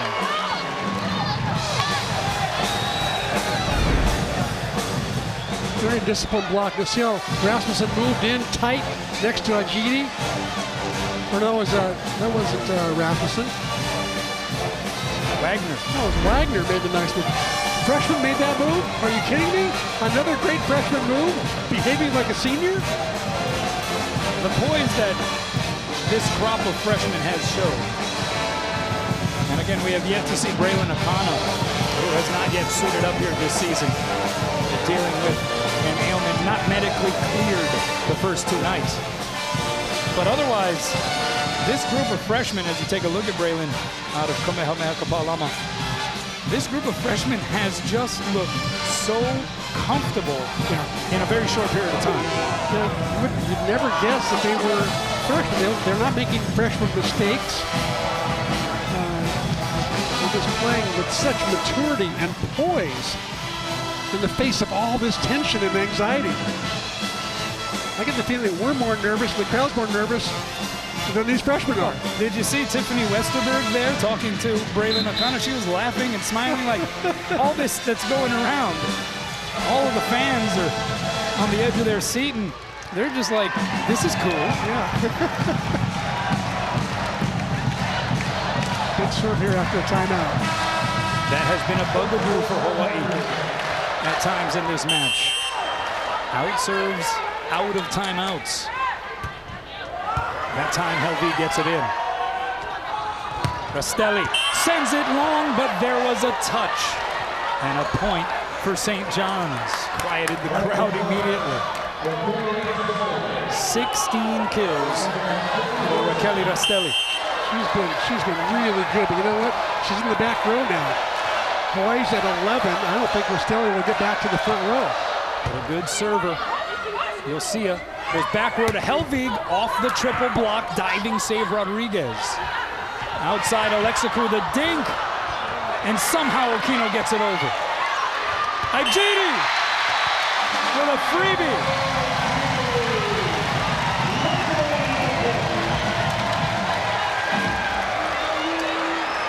That's 11 kills now for Amber Igidi.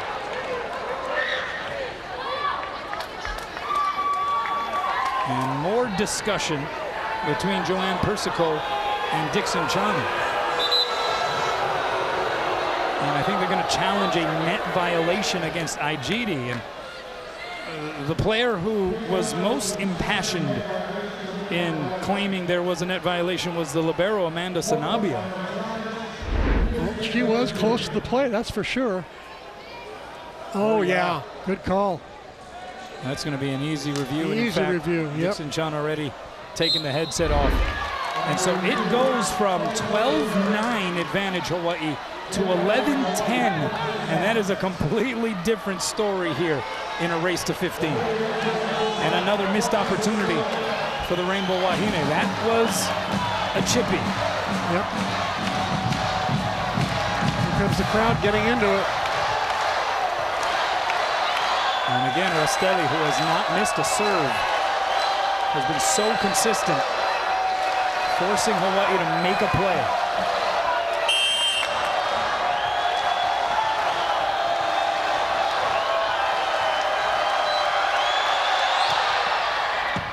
Pass Helvig. Right side, Wagner off of 1 foot, 2-hand save Sanabia.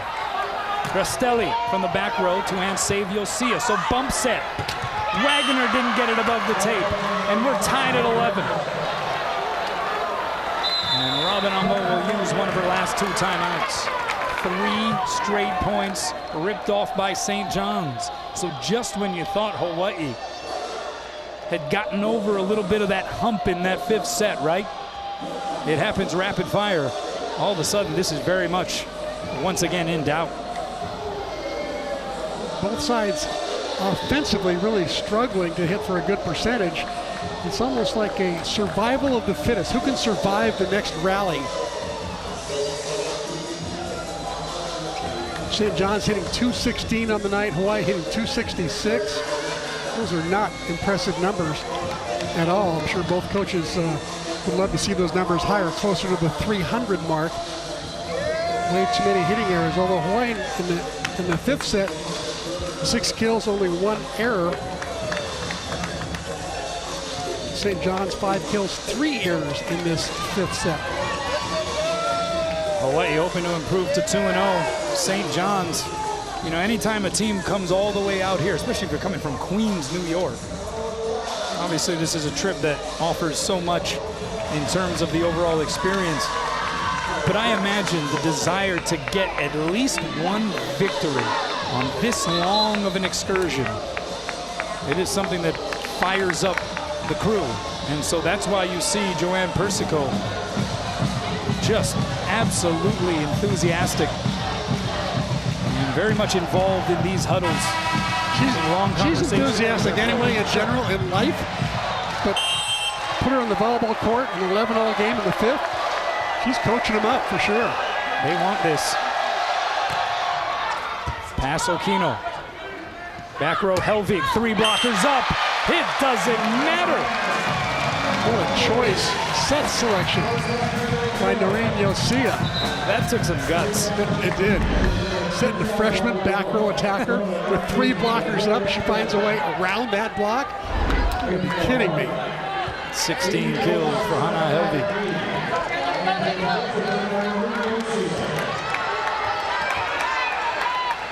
And so Bailey Choi.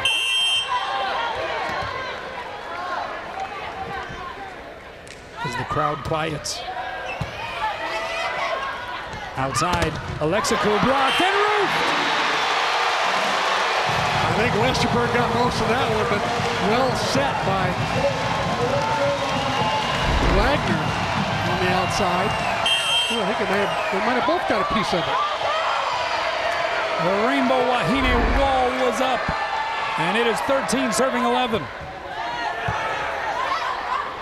Slide, and that's roofed.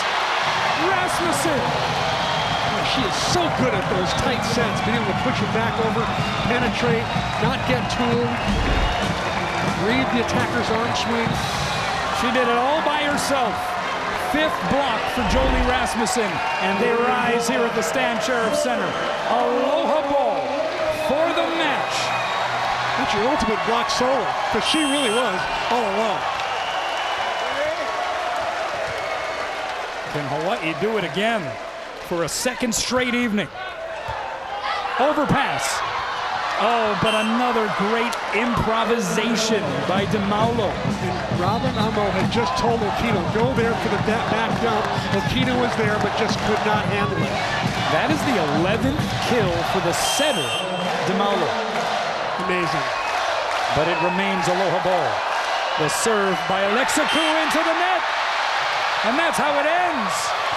Hawaii wins a 5-set thriller for the 2nd straight night. I'm shocked. I did not think it would end that way. Well, it wasn't always the most aesthetically pleasing. But in the end, 2-0 sounds oh so sweet. A hard-earned victory. Hawaii comes from behind again, down 2-1. Well, last night it was against San Diego. Tonight it was against St. John's. 10 total sets played for Hawaii to improve to 2-0 on the season. A really gutsy performance by both teams tonight.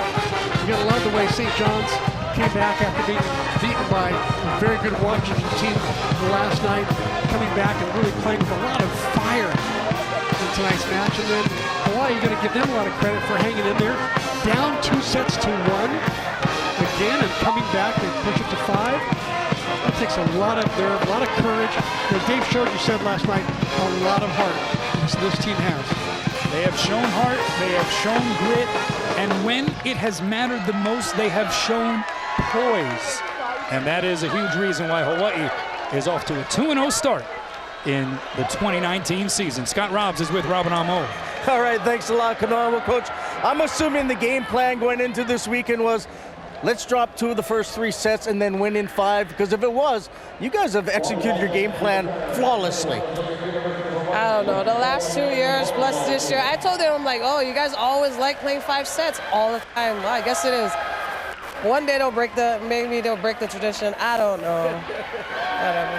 You know, we talk so much about all the new players, but I really thought the freshmen tonight, they really stepped up for you guys. Yeah, you know what? I don't know what to say for tonight. You know, it's obviously a different game from last night. We did blocking well. Tonight was like, oh my God, we can't. You know, they weren't following. We're supposed to take line. They're like hammering our line defensive players. They didn't really execute the game plan today, but I take the W. Yeah, you'll take the W any time, and maybe part of that is just because you have such a new team. Do you think that kind of factors in the way things have been so far? I think maybe if they get out of their game, they got to just learn how to get back in and not take so long to get back in. Maybe, I don't know. All right, Coach, congratulations. We'll go another 5 tomorrow night, I guess, huh? No. Okay. We're just gonna hope for a good game tomorrow. Thanks, Coach. Okay, thanks. Bye. Guys, back over to you. Thanks a lot, Scott. Bank of Hawaii presents the players of the match. We had some incredible individual performances on both sides, but Amanda Sanabia, 22 digs. Yes, that is why she is the reigning Big East Libero of the Year. And Hannah Helvig, 16 kills, 5 blocks, 8 digs. Well, this Rainbow Wahine squad has been living dangerously here in the early part of this season, but they are off to a 2-0 start, C-Mac, so I'll give you the last thought here as to what you saw transpire here on night 2. Well, I agree with Robin. This was not a pretty win in any way, shape, or form. A lot of missed assignments, a lot of, especially when Robin was saying, for example, she was saying, well, let's take line, and they didn't take a line, and the line digger didn't dig it, and there's all sorts of things that happen like that I think she's not happy with. I saw a lot of mishaps as well, but you know what? One thing you can't take away from this team is their heart and their courage and their grit and their ability to come back, their ability to not give up. And how about this audience? The crowd, they just inject adrenaline into this team. The team accepts it, and they seem to really love playing in this Stan Sheriff Center. But above all, I'm really impressed with the freshmen.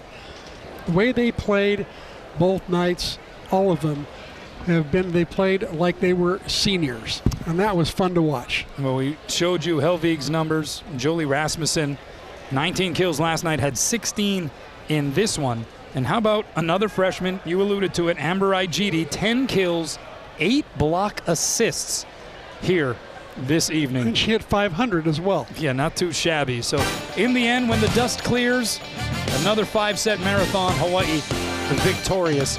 What will they have left tomorrow when they take on 13th ranked Washington?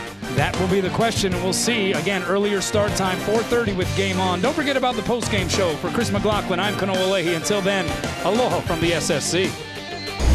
Let's check out highlights. Hawaii and St. John's first. We start off for the Johnnies. Mikulova with 17 kills on the night as she paced the Red Storm offensively. But Rastelli, she was not too shabby herself. 16 kills, a couple of blocks, hit 270 on the night for St. John's. On the Hawaii side, the freshmen. The freshmen have been very big, impactful players so far. Amber Igidi, 10 kills for Hawaii and really good at the net with 8 blocks. Another freshman, Hannah Helvig, out of Sweden, gets the roll over the double block and gets it to drop 15 kills, 308 hitting percentage for her. That time from the back row, puts it down on the Paraflex. And for the second night in the row, leading Hawaii in the kills category, the Oregon transfer Jolie Rasmussen with 16 kills. Struggled at times tonight, but picked it up when needed. As she has those 16 kills, hits 250. There's the cross-court shot from the right side for the junior. As Hawaii, for the second consecutive night, goes 5 and wins it over St. John's. From Spectrum Sports, it's the Heineken Postgame Show. Hi, everybody. Thanks for sticking around. It is the Heineken Postgame Show. You see the scores right there for the second consecutive night. To open up the 19 season, Hawaii drops 2 of the first 3 sets, only to come back and win 4 and 5 and get the W. Guys, I'm Scott. Lisa, and the coach. Guys, what did you take away from tonight? Because it was a different feeling match than an evening ago. Well, very uneven night. And I kind of predict that because they had such an emotional game last night, and tonight was just going to be hard to get back up, and it's hard to get back up for 2 straight games. They're going to have to get back up tomorrow night, but tonight was just really uneven. They didn't have their legs, is what I thought, and especially Jolie, except she came back and played really strong at the end. Yeah, I thought it was a lot of inconsistent volleyball, some unforced errors, but I don't think that they expected that much out of St. John's. And St. John's really put up a nice fight. They changed their lineups around a little bit to match up better with them.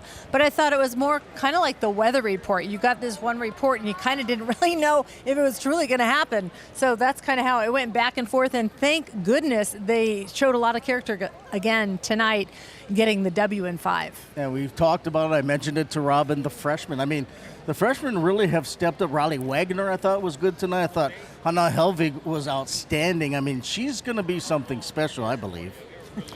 I thought Riley played really steady. You know, she doesn't have the great numbers, but she just steadies the team out. She passes well, and she was hung in there. And Hannah played great as usual. And the 2 middle blocker freshmen also contributed extremely well. They're playing very experienced volleyball at the net, driving hard in the middle. And Hawaii again having a great blocking night with 16 blocks. And it was another match like an evening ago where it seemed like everybody contributed. Kirsten Sibley saw her first action and did some nice things when she was out there. I'm really happy for Kirsten. You know, she's worked hard. She hasn't played much in her 4 years, but she's such a great kid and works very, very hard. You know, I just got rewarded tonight by Robin putting her in a crucial spot.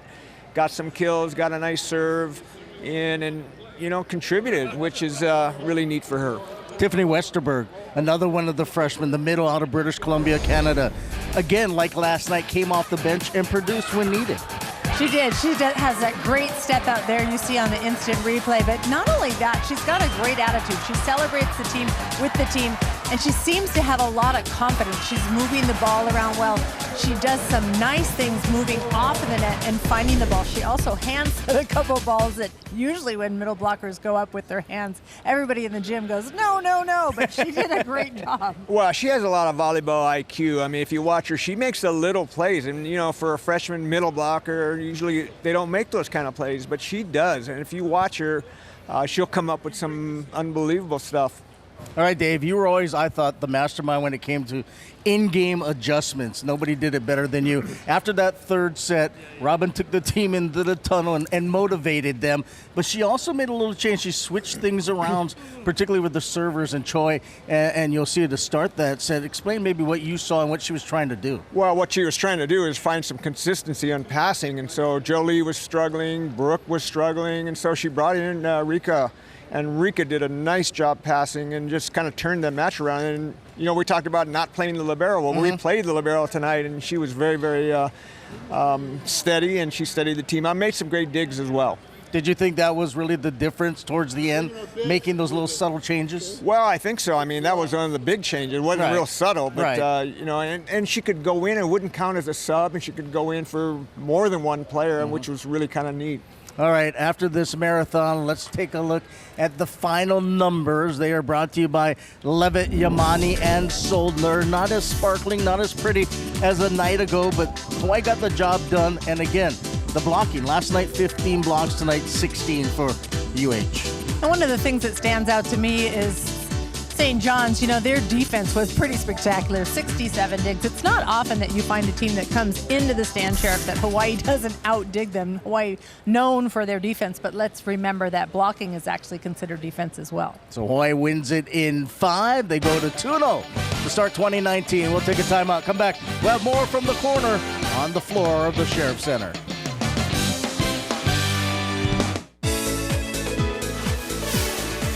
Welcome back to the Heineken Postgame Show. And welcome back down on the floor of the Stan Sheriff Center. Let's take a look at some highlights of Hannah Helvig, the freshman out of Sweden, getting the block right there. And Hannah joins us here in the corner. And welcome to the first time here in the corner. And congratulations. We've only seen you for 2 nights. But we're really impressed. Thank you so much. What's it been like for you to be out there? I know you played really high-level volleyball in Sweden, but what was the feeling coming to Hawaii? What do you think about this place? It's completely different, honestly. I mean, the level it's very high, and also like the mentality, the American mentality, is so different from the Swedish one. So can you explain that to us? I need to know. What do you mean by Be that? more specific. Oh, okay. So in Sweden, we're kind of reserved, quiet, you know, and here it's not the same at all. And so that shows on court too. We don't talk as much as we do here on court. We're not screaming when we win the balls and everything, you know. So it's super different, but this is better. So, are you getting used to that? I mean, are you talking more now? I think when I saw you practice, you were very, very quiet and very reserved, but yeah, are you into that now, or do you like that, or what? Yeah, definitely. I knew that I had to get better. I always knew, and the coaches, they told me every minute almost that I had to talk. And it's not that I can't do it, it's just I'm not used to it. But now in here, it's so loud, so I have to. And yeah, so that's kind of forced it out of me. So Coach Angelica, you knew her from back in Sweden. Mm-hmm. And how difficult was it for her to convince you to come all the way to another island? We hear that you're from an island in Sweden. Yeah, well, it wasn't that hard. Had you been here before? No, I actually never been in the States before. No, so yeah, only in Europe. Had you heard of Hawaii? Yeah, Okay. I've heard of Hawaii. But it's like I saw it as a place where people went on vacation. That's it, you know. But yeah, no, she talked to me in my first year of high school back in Sweden, and I was super stoked to come here. I was super nervous too, you know, it's so different, and I was hesitating, but I always knew that I have to come here. I can't miss this opportunity, you know. So I want to know, when Angelica talks to you, is it in English or Swedish? Swedish, yeah. Because I heard her talk to you in English. Yeah, we asked do her. when we're practicing or on court during games, but otherwise we speak Swedish, yeah. Talk about tonight, because last night was such an emotional roller coaster, and you guys came away with a win over a ranked team, and then you had to come back tonight. It goes 5 again. What was the turnabout, and were you guys maybe a little down tonight when it started? Were you guys a little bit kind of worn out? How would you explain it? Yeah, I mean, it all comes down to the mindset and the mental part. But yeah, we were tired. I mean, of course, we played yesterday 5 sets, so it's not, I mean, of course we're tired. But that's something we just have to turn around, you know? And we have to work on that. So yeah, but we're coming back stronger tomorrow, definitely, yeah. Well, how do you feel about tomorrow? Because Washington's awfully tough, and you guys have played 10 games now in 2 nights. How do you feel? Well, I mean, I just feel hungry for more. I want to win tomorrow too. I mean, yeah. I'm tired, of course, but yeah, I'm super excited still. Are you aware of the teams you're playing, like how good they are? I mean, like Washington's a team that has beaten Hawaii the last handful of years in the regionals, and I wouldn't say they're a rival, but they've been kind of a pain in our side. I mean, are you aware of things like that? No, I'm not. Okay, now you are. Thank you. I think that's why she plays so uninhibited. You just go out and play. Yeah, exactly. We watched video before, of course, but I mean, I don't really know the teams. I haven't seen any of these girls play before I got here. Which is maybe might be an advantage. Yeah. Because you're just going out there playing, right? Yeah, I have nothing to lose, honestly. Yeah. Definitely an advantage, I'd have to say. So if you look at the team as a whole right now, there's some lineup changes. We're talking about the libero here and there. What is something you feel that you need to work on? I feel like I need to work on staying positive and just keeping my body language is something I have to work on. And then, I mean, there are bits and pieces in like the different, like block, defense, of course, but I think it's all mindset, honestly, yeah. I got one last question for you. Do you have any friends back in Sweden that are as good as you that would like to come to Hawaii? Yeah, I do. Do you?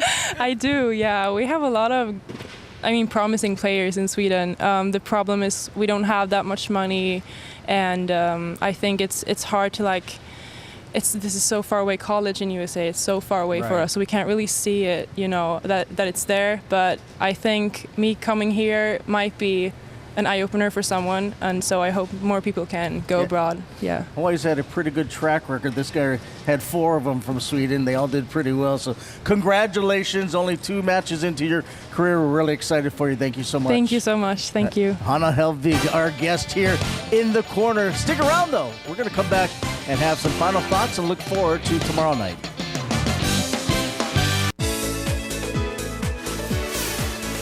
Welcome back to the Heineken Postgame Show. Well, another fun one here at the Stan Sheriff Center. Hawaii makes it 2 in a row with a 5-set victory over the Red Storm of St. John's. So tomorrow night it sets up a true championship match of the Hawaiian Airlines Invitational as Hawaii will face number 13, Washington, who yesterday beat the St. John's team in 3 and earlier today beat San Diego in 4, and then back at it starting on Thursday with another tournament, Army, Sac State, and Denver. So let's change our focus now to tomorrow. And Dave, you've had many memorable and not so memorable matches against the Huskies of Washington. That is going to be a good one, isn't it?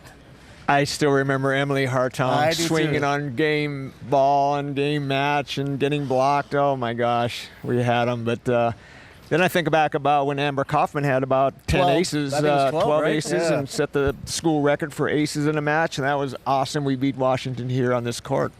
You got a chance to watch them, I'm sure, a little bit the last couple of nights. I mean, they're a Pac-12 power.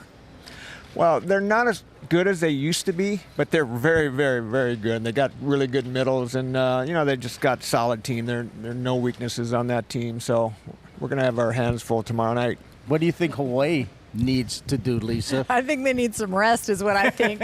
I mean, come on, it's a late night. They've played 2 back-to-back 5-game matches. They've done phenomenal, really, when you think about it, that their backs were against the wall and they came out and they rose to the occasion. The coaching staff made some pretty sweet adjustments. But I think, the emotion being home and playing in here, I love what Hannah said about we might have had long nights, but it doesn't matter. I just want more. And I think she made a really good point. The bottom line is it ends up being the mentality. Yes, you're physically tired, but they're playing for the championship of this tournament. And I don't think there's going to be a letdown. Like, after last night, first match of the season, beating a ranked team, I think regardless, they're going to play up and they're going to be ready for, a number 13 team in the country. I think we will. I think the adrenaline will get back up. And, it's exciting to play Washington. They're ranked and they're a really great program. And we want to win. Dave, is it past your bedtime? Oh, wait a minute. I'm not supposed to say we. They want to win. Sorry, Candace. By the way, they want to win. You did so well. We're going to bring Ryan in tomorrow. I got fired, guys. Dave will be back with us, I'm sure, sometime this season. And by the way, thanks, because you were outstanding both nights. Oh, it was so much fun to be on with you guys. So much fun. Same here. All right, I guess that'll wrap things up for us here tonight. Don't forget, join us 4:30 tomorrow afternoon with Game On, followed at 5 o'clock Hawaii and Washington. That'll about do it for all of us here at the Stan Sheriff Center. Special thanks to our always outstanding and multi-talented Spectrum Sports crew. For the coach, for Lisa, I'm Scott. Till tomorrow, we bid you aloha and a good evening from the Stan Sheriff Center in Manoa.